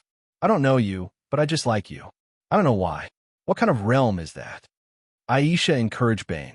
Isn't that just lust at first sight? Aisha was finally choked by Bane. Are you done? Why are you such a coward? Are you still a man? If you continue to be like this, I won't care about you. You're on your own. Aisha threatened angrily. Don't, sister. I'll listen to you. I'll listen to you, okay? Hurry up and tell me what to do. Bane lowered his head in the face of a threat to his life. First, collect information first. Aisha glared at him. And then? Bane said, and then? Didn't I say we'll talk about it later? You're so stupid. Hurry up and get out. Aisha angrily drove Bane out of the room. The moment the door was closed, Aisha turned around and revealed a meaningful smile. A little girl actually dared to provoke the lion and show off in front of an expert. I have to teach you a lesson and let you learn something. Chapter 17. The next morning, Aisha and Bane went out separately to gather information. At first, Bane thought that it would be better for them to go together, but Aisha insisted that it would be more efficient to split up. This was very reasonable, so Bane could only grudgingly agree. But when Aisha told him the location of their mission, Bane started to suspect that Aisha insisted on splitting up to make it easier for her to slack off. The location she gave him was the local Adventurers Guild. There was no problem with this. Ever since the Adventurers Guild was implemented, the Adventurers Guild had become the place where information from all over the world gathered and circulated. Its content was very diverse and covered a wide area. It could be said that the mission one received at the Simai Empire's Adventurers Guild was entrusted by a certain dignitary in the kingdom of the Sacred Dragon. And recently, there was even a mysterious organization that specialized in selling information at the Adventurers Guild, Sky's Eye. For the time being, no one knew where they came from. People only knew that the information they bought from Sky's Eye had never been wrong. So Bane did not have any interest in the location of his mission. The problem was that the location Aisha chose for him was a traditional information exchange place that had a long history as the human race. The pub. Although it was also an excellent place to gather information, and according to Aisha, it was even better than the Adventurers Guild in some aspects. What made Bane uneasy was that it had a more fundamental use. To pass time. Ever since Bane met Aisha, he had never seen her take anything seriously or really care about anything. Except when she quarreled with Staya, he could totally imagine the atmosphere when he was working hard to gather information at the Adventurers Guild. Aisha was sitting on a chair at the pub, sipping a strong liquor called Blue Sea. Perhaps she would even be hit on by a drunk man. Then she would not even have to pay for the liquor. When he returned from a busy day and wanted to talk to her about his findings, she would definitely pretend to be drunk and say that she drank today and was sleepy. They could talk about such trivial matters tomorrow. Sigh. At this thought, Bane could not help but sigh deeply. He felt that it was Jilin's biggest mistake to send Aisha to team up with him. Then I'll leave everything to you. Come back soon. I'll be waiting for you. The girl, as white as snow, gazed at Bane and said expectantly. This sounded like something a wife would say to her husband when he was about to leave. Bane thought wretchedly. Did she do it on purpose? Is this a hint to me? No, I must be thinking too much. Now, what if it's not? Then should I take action now? In an instant, several ideas flashed through Bane's mind, and he even made a turn in the middle. The boy was always so hesitant and timid in front of beautiful girls. Gina's eyes were very big and bright. Against her snow-white skin, they were like two black gems lying in the snow. It was dazzling and instantly stole Bane's attention. Coupled with the occasional fluttering, it seemed even more magnificent than the stars. Under such a gaze, what else could Bane say? He could only walk towards the Adventurers Guild with his head held high. Then, before he left, he confidently told Gina that this was not a big deal and that she could eat and sleep well at home without worrying about anything. Jilin actually thought that Bane would not lose out by communicating with the humans. He was about to put himself in danger. He was really letting down the great wisdom of the holy Megalosaurus. This would be a huge stain on his life that he would never be able to wash away. Aisha thought in exasperation. Jilin sat in front of a huge furnace and carefully controlled the temperature of the flames in the furnace. The entire workshop was illuminated in dark red by the flames. This reminded Jilin of the Red Dragon Palace that he had not returned to for a long time. Suddenly, Jilin sneezed.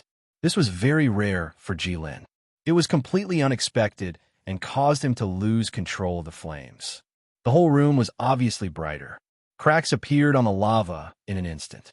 Golden liquid flowed out from the cracks and covered the floor. Damn it, this is golden imperial stone. Such a precious material. Very few people have tried it in the history of the continent. How could it be wasted like this? Also, this is the 5th strengthened furnace.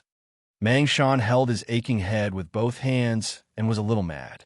But there was a hint of excitement in his voice. I never thought that we would one day be worried because of the high temperature of the flames. It seems that the most important thing now is to make a strong enough furnace. Dan said with enthusiasm. This kind of opportunity was hard to come by for every dwarf. Jilin rubbed his nose and thought that this feeling was quite comfortable. Staya was also very helpless. At first, Mangshan and Dan did not take them seriously until they asked Jilin to control the temperature of the flames. Every time Jilin destroyed a furnace, their treatment would increase by a bit. Now, they did not have to work and were served well. If this furnace was destroyed again, they would probably be worshipped like ancestors. Bane sat at the middle table of the Adventurers Guild. He ordered a cup of ale and lowered his head, trying to listen to some useful information. But soon he found that the atmosphere here was different. Everyone was talking in a low voice. It was not like before, when everyone was shouting loudly, as if they were competing to see who had the loudest voice. If they were tired of shouting, they would have a fight and exchange feelings. Bane thought for a moment and understood the reason. Because of the rise of the skies, information became a commodity that could be sold. Naturally, no one would spread their information around the world. Maybe they could even sell it for a bit of money. Bane knew that he was going to have to pay a little money today. New things always kept up with the times in the early stages of development. The Adventurers Guild was no exception. Aisha walked into the tavern alone. She was not wearing her century-old relic, witch robe, or the white bishop robe given to her by the Church of Light. Instead, she was wearing a very close-fitting dress. As soon as she entered the tavern, the atmosphere of the whole tavern changed. All the men's eyes were focused on her. The women glanced at her and immediately turned to look at their male companions. Immediately, a few tables of customers paid their bills and left. All of them were women who left first, and then the men chased after them. The men could not help but look at Aisha again before running out of the tavern, so the women walked faster. Aisha was not moved at all. She walked calmly to the bar and ordered a cup of rainbow wine. The layers of wine were clear, and the color of the wine was burning with fire. It was passionate and hot, just like Aisha at this time. Aisha sat on a chair at the bar and took a sip with a straw. Her upper body leaned forward, and her elbows and breasts rested on the bar. Her posture was concave and curvy. Then she slowly scanned the whole tavern with slightly hazy eyes. This was what it meant to have beautiful eyes and a charming smile. People suddenly talked loudly. Some said that they had killed some powerful magic beast, and some said that they had just bought a set of rare jewelry. All of them were showing off their feathers to attract Aisha's attention. As long as Aisha's eyes slightly looked at them for a while, they could logically go up and strike up a conversation. Aisha smiled proudly. Aisha knew that she would definitely get what she wanted today. Taverns had always been a good place for humans to communicate. Traditional things were always so unchanging. Taverns were naturally no exception. That evening, Gina's guest room. What did you get today? Bane raised his head and asked Aisha first. Looks like you got a lot of things. Then tell me first. Aisha naturally would not listen to him. If he told her to speak first, then she would not have any face. Bane had already expected this. He began to explain his gains to the two of them. Duke Lawrence is the hereditary duke of the Wind Moon Empire. He has a high position, but ever since the Wind Moon Empire decided to establish diplomatic relations with the dwarves, the Lawrence family began to have conflicts with the royal family. They felt that the empire should have a more advantageous dominant position and not trade equally with the dwarves like now. They felt that this decision caused the empire to lose a huge amount of benefits. There were many people who agreed with them. They united to protest against this policy. The people of the Wind Moon Empire called them the left. However, all of the left's actions were directly suppressed by the emperor, who did not like to talk. Duke Lawrence also no longer had the emperor's trust. Cabinet Secretary Bello was a new nobleman in the last few decades. His family was poor since childhood. If his experience was written into a book, then it should be an inspiring and inspirational work. Now his position in the kingdom could be said to be second only to the emperor and above tens of thousands. The right faction group, led by him, had always been dedicated to protecting the dwarves' position. Their relationship with humans was deeply appreciated by the emperor, but there were also a few extremists who called them traitors to humans. Finally, there is the ambassador of rock steel. He is the most outstanding genius among the dwarves. He has invented countless practical technologies and machines, and is very important among the dwarves. It can be said that he is the bridge between humans and dwarves. Bane finished talking about the information he had obtained under Gina's attentive gaze and looked at Aisha proudly. However, he did not tell anyone that in order to buy this information from Sky's Eye, he had spent a lot of his wealth. I heard that there have always been top-notch dwarven craftsmen who have gone missing. It is said that they were taken away by the god of dwarves and forging because he wants to forge a powerful weapon. He needs helpers. Once he uses this weapon, all the gods will retreat. There is nothing in the world that can stop him. However, there are also people who say that they were actually taken away by a mysterious organization to achieve some unspeakable goal. Aisha spoke about her information. What is this? Folklore? Bane did not understand. Aren't we discussing a serious matter right now? Aisha surprisingly did not refute. The words of a drunk man should indeed be doubted. Chapter 18. Miss Gina, what exactly is your dagger? Why would these three covet it? Bane saw that Aisha didn't speak, so he asked Gina. These three were all top-notch successful people. If it wasn't necessary, they definitely wouldn't resort to such underhanded methods like stealing. On the contrary, if they felt that it was necessary, the human nobles would definitely be more unscrupulous than anyone else. What exactly was it that made them put down their worthless reputation to steal something from a little girl? To be honest, I actually don't know. That dagger was said to be given to my grandfather by a dwarf. It was engraved with complicated patterns, but as a dagger, it wasn't sharp and actually didn't have any practical use. However, my grandfather once swore that the Roth family would protect this dagger for generations. I think there must be some deeper meaning. Gina said, "Forgive me for being presumptuous, but is your grandfather still alive?" Aisha suddenly asked. "It doesn't matter. Grandfather has already passed away for a long time. Otherwise, I wouldn't be sitting across from you." "Sorry." Gina shook her head slightly. Then, which of the three houses should we go to first to retrieve the mysterious dagger? I don't want to take the risk 3 times. Let's go to their houses once. Bane said, "We don't know what that dagger is used for, but it definitely isn't used to cut anything. So all 3 of them are possible." Aisha said, "Then what should we do? Draw straws to decide?" Bane ridiculed. "That seems possible." "Sister, I'm just joking." Bane hurriedly admitted his mistake.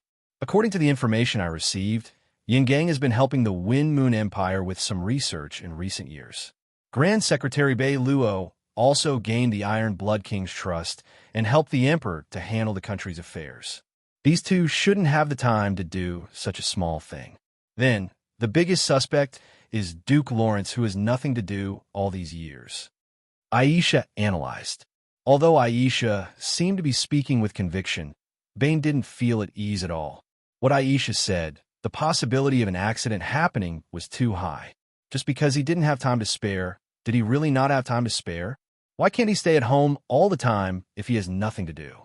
This couldn't determine who was more suspicious, but it was the only speculation that could be made under the current circumstances.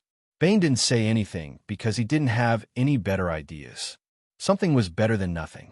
"Well then, let's go to the Duke's mansion first," Bane said, resigned to his fate. Although he knew that if he didn't succeed, the news would definitely leak out and the other 2 families would be even more vigilant, he could only pray to the God of Light and hope that he could bet on that 1 in 3 chance. Bane thought that it would be great if Jilin was here. He wouldn't have to go through so much trouble. He could just barge in and take down the guards, take the items, and leave. How cool would that be?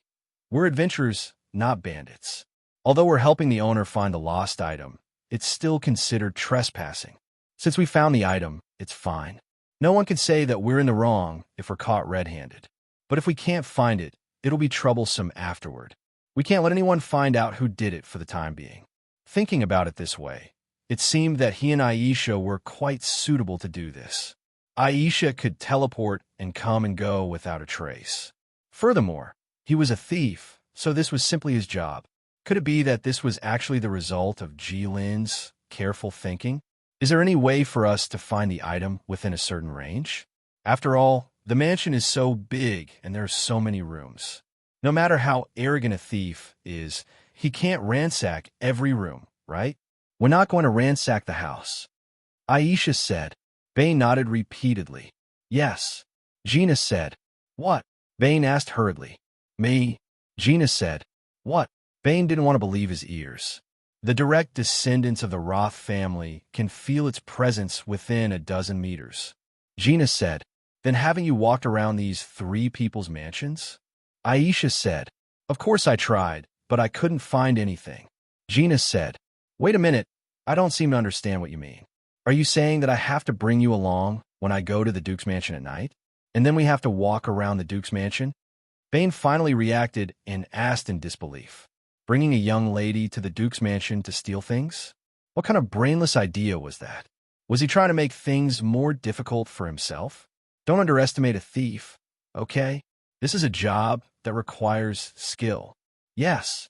Gina lowered her head and agreed. She understood that this suggestion was indeed a little difficult. Impossible. Absolutely. Bane blurted out. Aisha lowered her head and held her forehead. The young man's wisdom must be a curve with ups and downs. Sometimes it was very high, and sometimes it fell to the bottom. Aisha sighed. It was rare that Gina had such a convenient ability, but he didn't use it.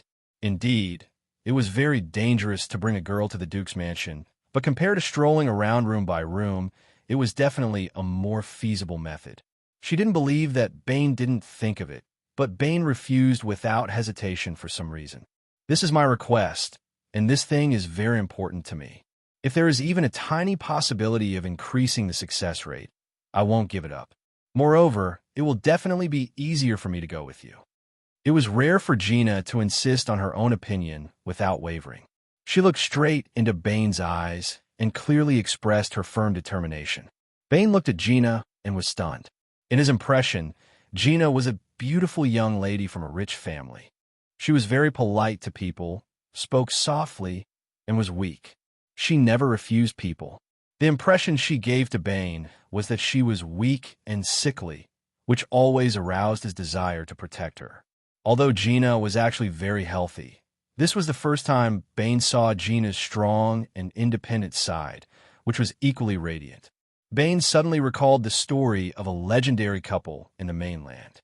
At that time, the two of them hadn't confirmed their relationship yet. The woman asked the man, well, if it was you, if you married someone and found out the hidden side of the other person, what would you think? The man seemed to have the help of God as he replied, most likely, I would feel very lucky, because since you're married, it means that you've already fallen in love with the side you saw before. So if you find out the new side, you can still fall in love with it. Isn't it just twice? The woman was slightly stunned at first, then she smiled happily. Since it had come to this, there was no need to say more. Bane felt that he now completely understood the words of the Saint of Love. Twice. I didn't expect you to be so agile. You don't look like a newbie at all. A thin human in a night suit bent over and whispered to his companion, who was similarly dressed.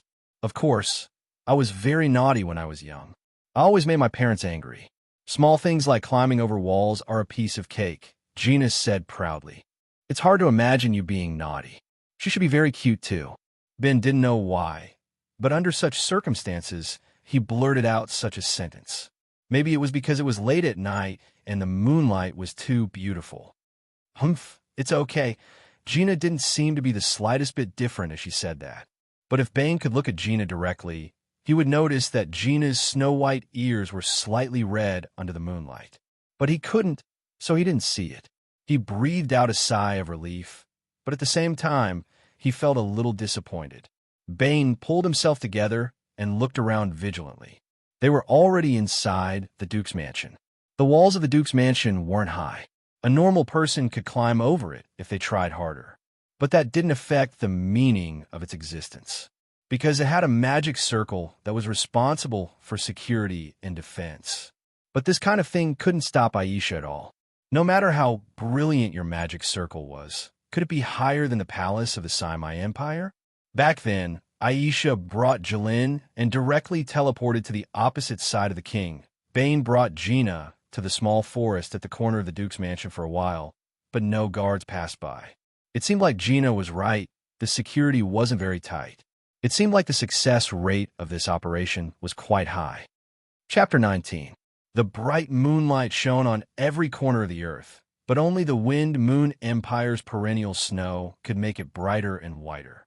At night, the Wind-Moon Empire was the brightest place in the entire human territory.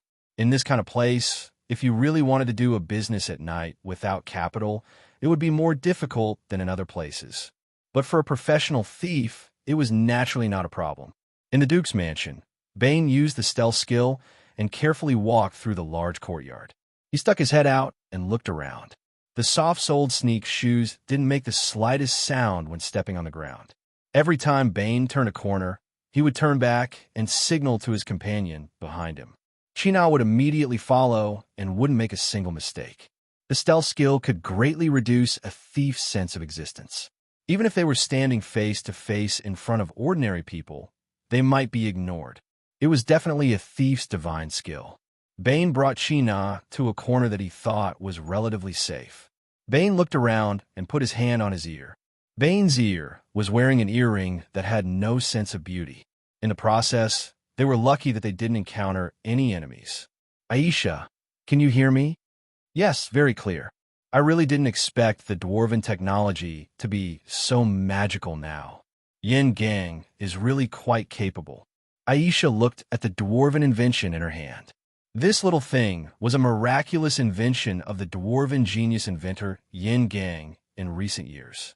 It allowed people to guarantee communication within a certain distance. It was a creative invention.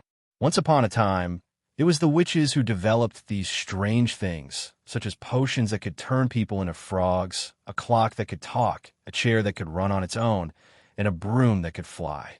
At that time, the dwarves only knew how to use their hammers, which they were proud of, to forge swords, shields, or armor. But now, the witches were persecuted by the Church of Light and became the target of scorn. Everyone wanted to beat them, and their numbers plummeted.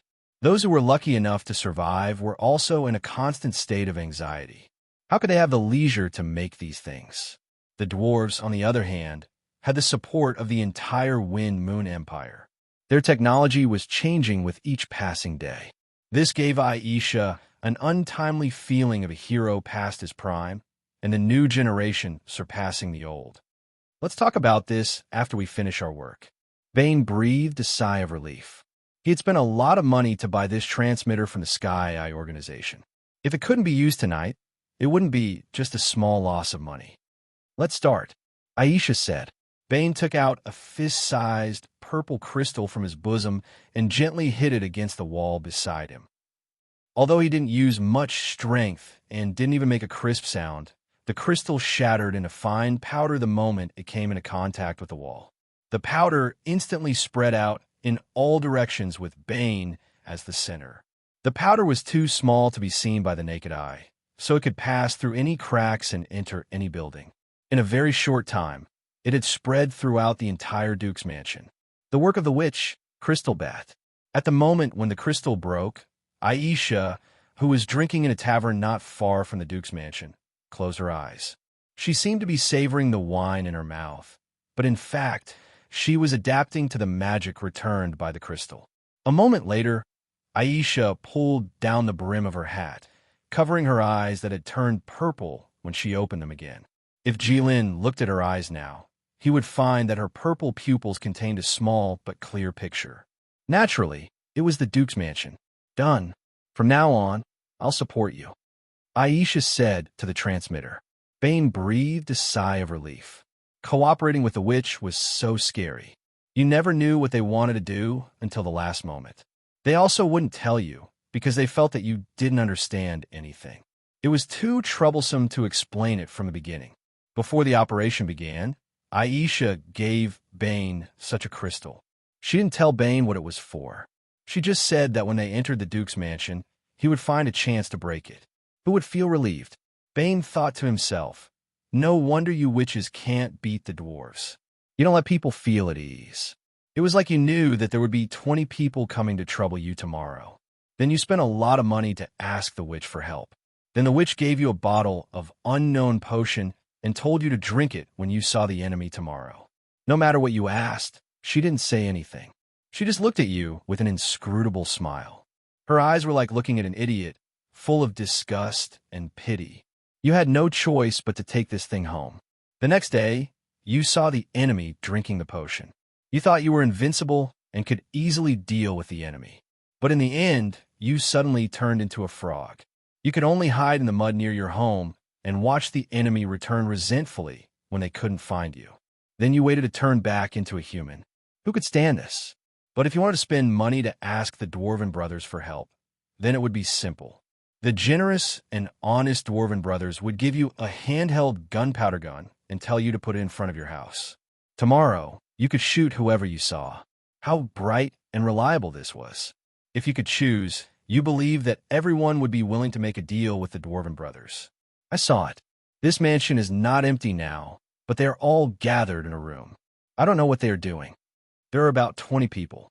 Do you want to go and see? Aisha's voice directly sounded in Bane's ear. He was startled. He hadn't completely adapted to this new thing. No, I won't go.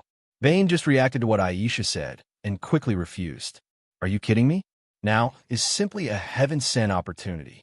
If you don't take advantage of it now, take the thing and leave, do you want to go and show off? Oh, I know you don't dare.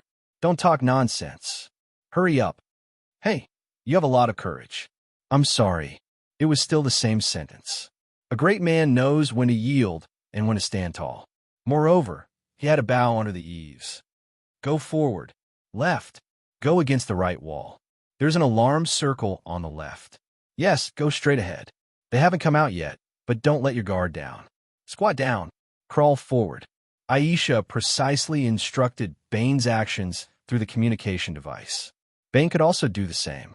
He completely listened to Aisha's instructions and didn't dare to take a wrong step. Gina followed behind Bane and followed suit. Suddenly, Aisha shouted through the communication device. Bane already had a conditioned reaction to Aisha's words when he was sneaking in. He was shocked and didn't think carefully. He instantly squatted down, leaned his body forward, kicked his feet, and rushed forward close to the ground. He supported himself with both hands on the ground and did a forward roll. Then he stabilized his body. He supported himself with one hand on the ground and the other hand holding the dagger in front of his body. One of his legs was far behind him and his body was very low. He maintained a posture where he could react at any time. Wow, impressive. Aisha couldn't help but praise. Gina was at a loss. She couldn't learn this set of movements. You just crawl over. Bane saw Gina's dilemma and said considerately, no need. She just needs to walk over normally. Actually, there was no trap just now. I was just teasing you. I just wanted to see you crawl on the ground. I didn't expect that a professional is so different. Aisha said. Bane unconsciously tightened his grip on the dagger in his hand. Just this time, really. Aisha hurriedly said. Ben clenched his teeth so hard that they chattered. Twice, just twice. There's really no more. Really. Aisha's tone softened. Damn it. If only I could see it directly with my eyes. It would save me a lot of trouble and worry. Bane said hatefully in his heart. This was another disadvantage of witches. Most of the witches' advanced creations could only be used by witches. Even in the era when witches were recognized by the public, who had seen people from other professions riding brooms. Then, Aisha comforted him and promised that it wouldn't happen again. Bane then continued to explore the Duke's mansion. The Duke's mansion was indeed the top nobility of the empire. But this was only a small villa that they didn't live in. How big could it be? Not long after, Bane took Gina to walk around the courtyard of the Duke's mansion. But they still didn't find anything. Is it not here? Bane doubted. No, there are actually a few big houses that are beyond the sensing range that Gina said. Now it seems that we have to go in and take a look. Aisha said. Under Aisha's guidance, Bane and Gina came to a door. Bane first put an interference crystal on the door that could temporarily disable a small magic array. Then, he took out a metal strip from his sleeve.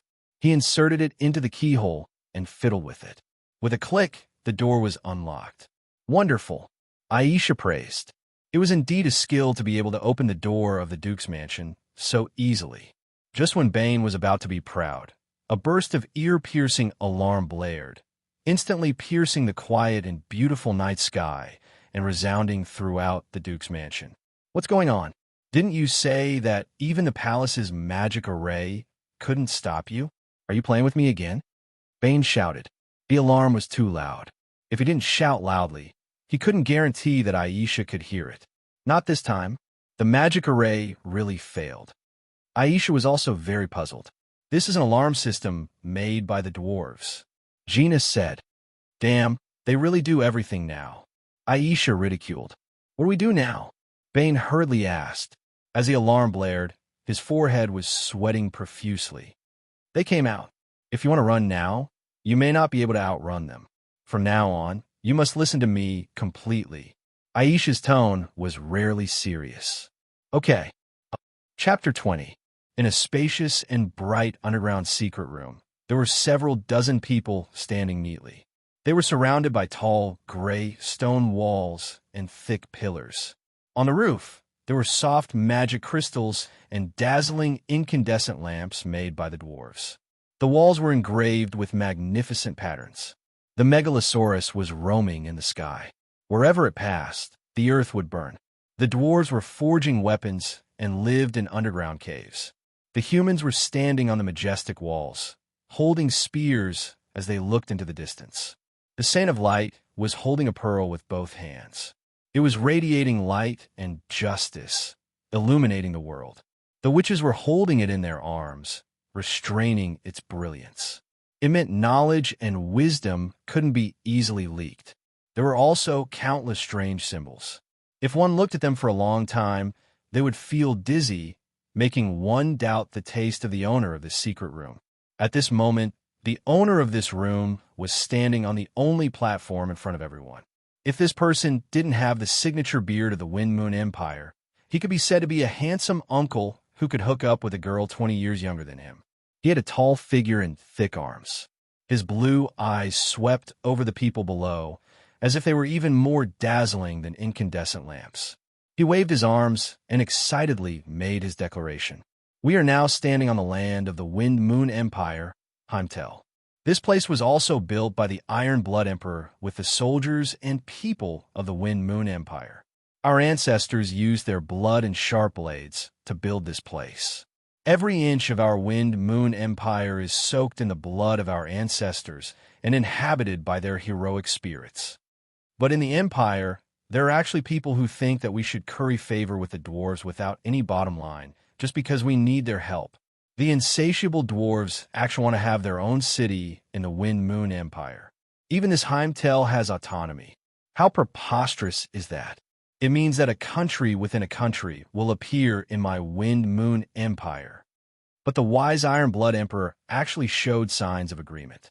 As the Duke of the Empire, I naturally have to stop His Majesty.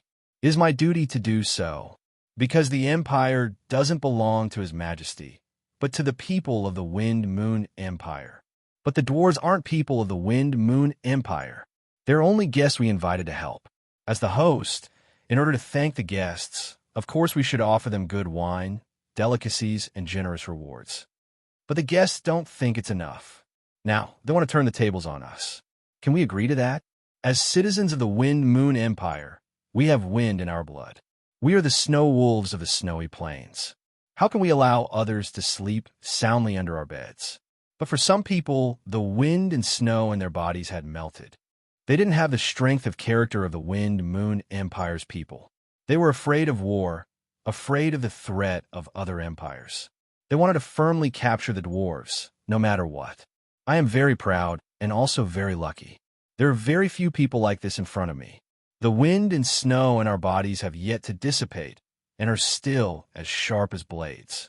We are not afraid of foreign enemies, but we are afraid of internal troubles. We have to sound the alarm for His Majesty and let him know the threat of the alien race. Let His Majesty know how reasonable it was when the people of the Middle Empire said that those who were not of the same race were bound to have different intentions.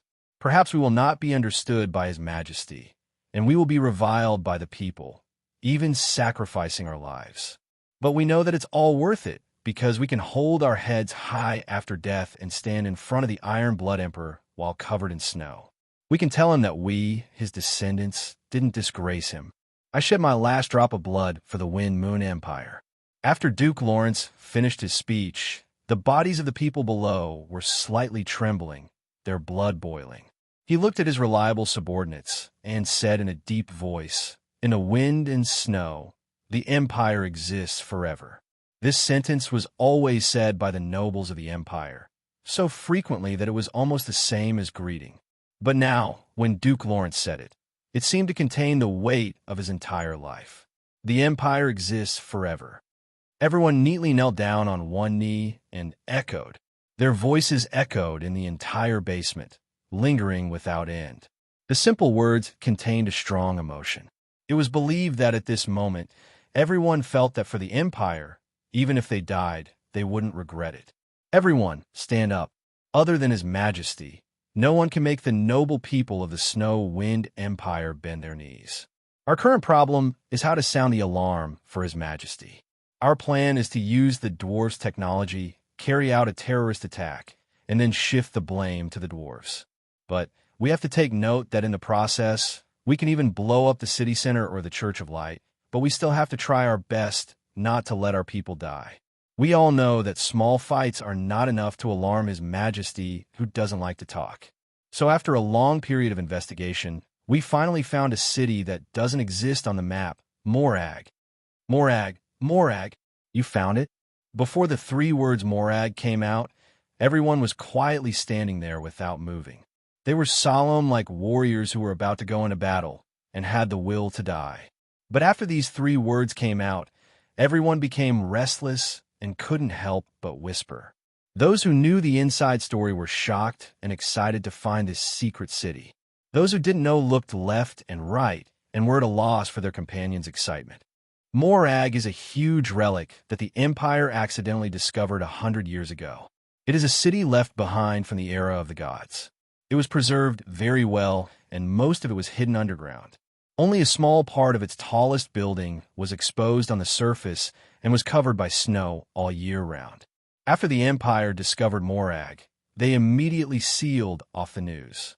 Very few people knew about this city, and it wasn't marked on any map.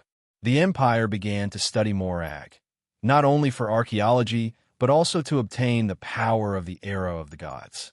This was also one of the important reasons why the Wind Moon Empire could catch up with the other empires. But at that time, the technology in Morag was too advanced. Without the knowledge of the witches, humans couldn't learn it at all. So the Empire decided to borrow the power of the dwarves. Before coming into contact with Morag, all the dwarves' technology was to create their own products. At that time, their products were mostly swords, shields, and armors. After coming into contact with Morag, their products became energy cannons, incandescent lamps, and later they even remodeled the city and made the Wind Moon City move. Now there are humans who can master this technology, so we don't need the dwarves anymore. We can go to Morag and kill all the dwarves there. Then we can use the dwarven technology to create a big explosion. No matter what the result is, the Dwarf King won't trust humans anymore. At the same time, His Majesty will also be hostile to the dwarves. The Snow Wind Empire is still a pure country. It only belongs to the people of the Snow Wind Empire. Duke Lawrence clenched his hands and said firmly. Just when everyone was about to say something, they were interrupted by a sudden loud alarm.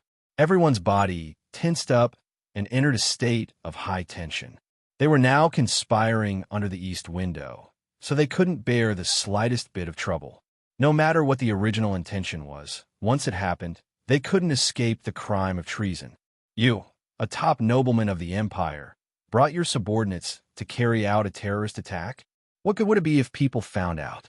The door of the secret room opened, and some people disappeared in an instant. Even more people rushed out of the door with all their strength. Logically speaking, a thief who didn't even recognize the dwarves' alarm system wouldn't normally be so heavily involved. At most, 1 or 2 people would be sent. Even if they accidentally let the thief escape, it wouldn't be a big deal. But today's timing was too sensitive.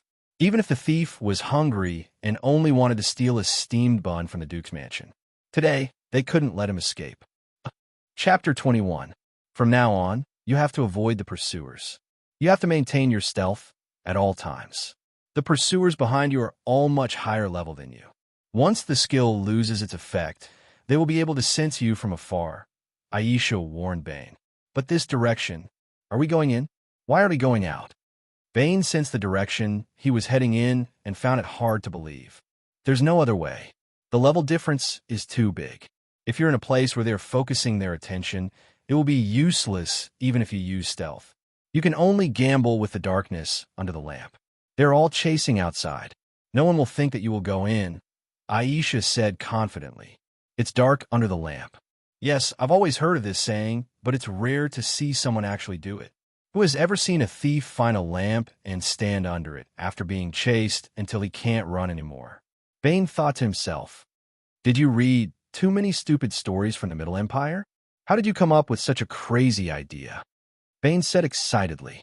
He knew that the first person to try something like darkness under the lamp must be a resolute hero. Like how one's expression wouldn't change even if Mount Tai collapsed in front of one, or how one's eyes wouldn't blink even if a deer was on one's left. Who would dare to try such a difficult task if they didn't have this ability? How could such a person be an ordinary person? The problem was that this kind of thing with a low success rate was done beautifully by those perverts, shocking the world. Then, the world would fight to spread the story, calling those perverts heroes and those with a low success rate legendary stories. Since it was a legend, then it must be impossible to replicate. How could it be called a legend if anyone could do it?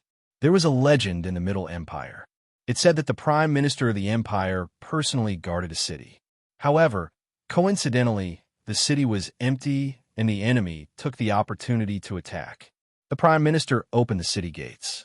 There were only 3 to 5 old men sweeping the streets while 2 young children stood behind him. The Prime Minister sat on the city wall burning incense and playing the zither. Even when facing millions of enemies, his hands didn't tremble at all. When his old enemy saw this, he decisively ordered his troops to retreat in the face of the city gates that were wide open. He even proudly said that there was definitely a trap here. Who was this old man? How could he fall for such a shallow scheme and fall for the villagers' evil trick? Afterward, everyone expressed their admiration and said, the Prime Minister did take some risks this time, but the Prime Minister's empty city tune, who dares to take a step forward? The Prime Minister didn't hold back either, saying that even though it looked dangerous this time, it was actually safe and sound. He knew that old man Sima wouldn't dare to come over. Everyone said that the Prime Minister was wise and fearless in the face of danger. He was truly a hero. Later generations named this story the Empty City Stratagem. Many famous generals were swayed by the legend of this story and wanted to imitate it. Without exception, they all ended up very miserable. Because the enemy has also read this story, and he will think that you are insulting his intelligence. So Bane felt that if you didn't have the ability to play the zither in the face of millions of soldiers without trembling, then don't play the Empty City Stratagem. As a normal person with no soldiers under his command, facing the enemy's army, he should be thinking about whether to escape or surrender and not what song he would play on the city wall later. That's why Bane thought that if I were to be caught later, I would surrender. I have to tell you in advance. It doesn't matter if you are caught. You have the protection of the adventure agreement. But what about Gina? She doesn't have the protection of any agreement. If she is tortured, you can forget about living a good life for the rest of your life. Aisha was like a witch who could see through people's minds, giving her advice in a timely manner. How did you know what I was thinking? Bane shouted. People who were exposed by others were always so shocked and in disbelief.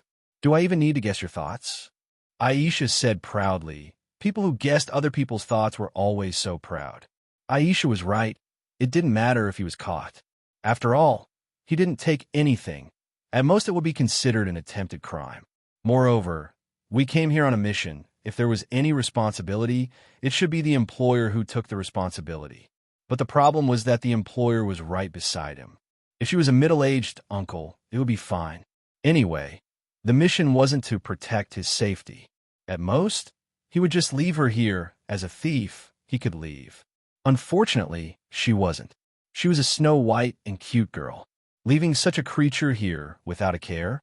I believe that as long as she wasn't a scumbag, she wouldn't do it. In that case, beautiful girls were the creatures with the greatest advantage. But there were also people who said that antis were the strongest creatures among humans. This was not wrong, because antis were the next stage of growth for young girls. They grew up as young girls. They might have been hurt by others, and they might have hurt others. They had seen the coldness and warmth of the world, and they had been through the mortal world. Now, they could quarrel with people on the street and be unforgiving, but they also used to be gentle and considerate. Now, they could stand outside the ward and talk nonsense with people, saying that it was just a matter of visiting a patient. But they were also sentimental and only cried because of the tragic fate of the protagonist in the story. Now, they could walk quickly and decisively, and the people around them would make way for them. But they also used to have slender waists, and when they walked, they would often make people look at them. So, shouldn't we be gentler to antis? Even if they didn't need it. Just like you're once a teenager, antis were once young girls. It was just that they had seen the light and understood life better. Under the torment of life, they had no choice but to do so. In such a critical situation, Bane actually thought of this. It had to be said that after staying with a certain dragon for a long time, it was inevitable that he would be influenced by him. But even if Bane's brain was very crooked, he still made a decision that couldn't be cowardly. Aisha couldn't guess Bane's brain, but she could guess Bane's decision. In order to ensure the safety of the two of them, being in the dark was the only possible way. And the pride of a human male made it impossible for Bane to leave Gina behind. So, Aisha said directly, "Walk forward, walk to the end of the road, stick your body close to the left wall. Yes, hide in the shadows. Don't move." Bane stood close to the wall, and the cold temperature of the wall could be clearly felt. He couldn't help but shiver twice, but he still didn't dare to leave the wall. Compared to the shivering of his body, the hand that was holding Gina was even more intense. He didn't want his hand to shake so badly, because it would make him look like a coward, but he couldn't control it. Because in Bane's sight, a strong warrior was rushing towards him with a sword. It was just a person running on the ground, but it gave Bane the feeling of a cavalry charging towards him.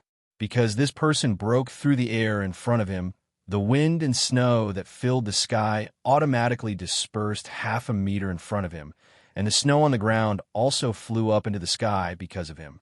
Energy wrapped around and covered the whole body. This was the sign of a silver tier 4th tier, and the barrier formed by the energy didn't dissipate at all. This meant that this person was at least a gold tier 6 tier master. Such a person definitely couldn't defeat the red-eyed white ape called White Snow, but shouldn't be a problem for him to slaughter the pack of wolves. Fortunately, when this master passed by the small alley where Bane was, his speed didn't even slow down a bit, and he directly rushed over. The wind brought by his running directly hit Bane and Gina's faces, blowing them so hard that they couldn't open their eyes.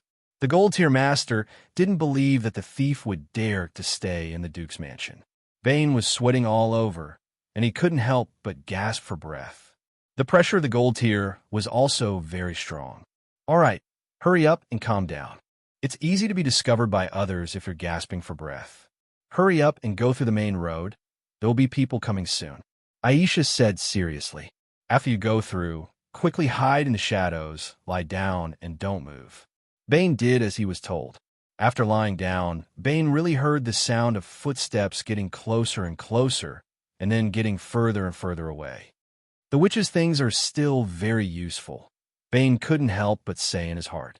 Aisha had been giving orders, and Bane and Gina had been cooperating with her. They would either find a corner to hide in, or find an inconspicuous object to hide. Many times, they had managed to escape the Duke's mansion's detection without mishap. After a while, Aisha looked at the enemy's movements and told Bane her judgment. "No, the people chasing outside are starting to come back.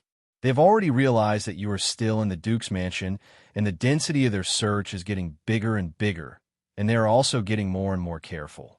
If this continues, you won't be able to hide for long. Just tell me what to do." Bane knew that she must have her own ideas. If she really didn't have any ideas, she wouldn't have taken the initiative to speak. It's still the same big house as before. The door is still open, and the alarm won't go off again. My crystal bat detected a secret passageway there. For these nobles, the secret passageway in their own house is a backup plan for escape. It's true that being in the king's company is like being in the tiger's company. That secret passage must lead to the outside of the duke's mansion. Aisha sat in the tavern and excitedly drank a glass of strong liquor. All right, I'll listen to you. Bane fiercely gritted his teeth. You're tuning in to the Warrior Lore YouTube channel. Don't forget to subscribe and join us on this journey to catch the most captivating stories.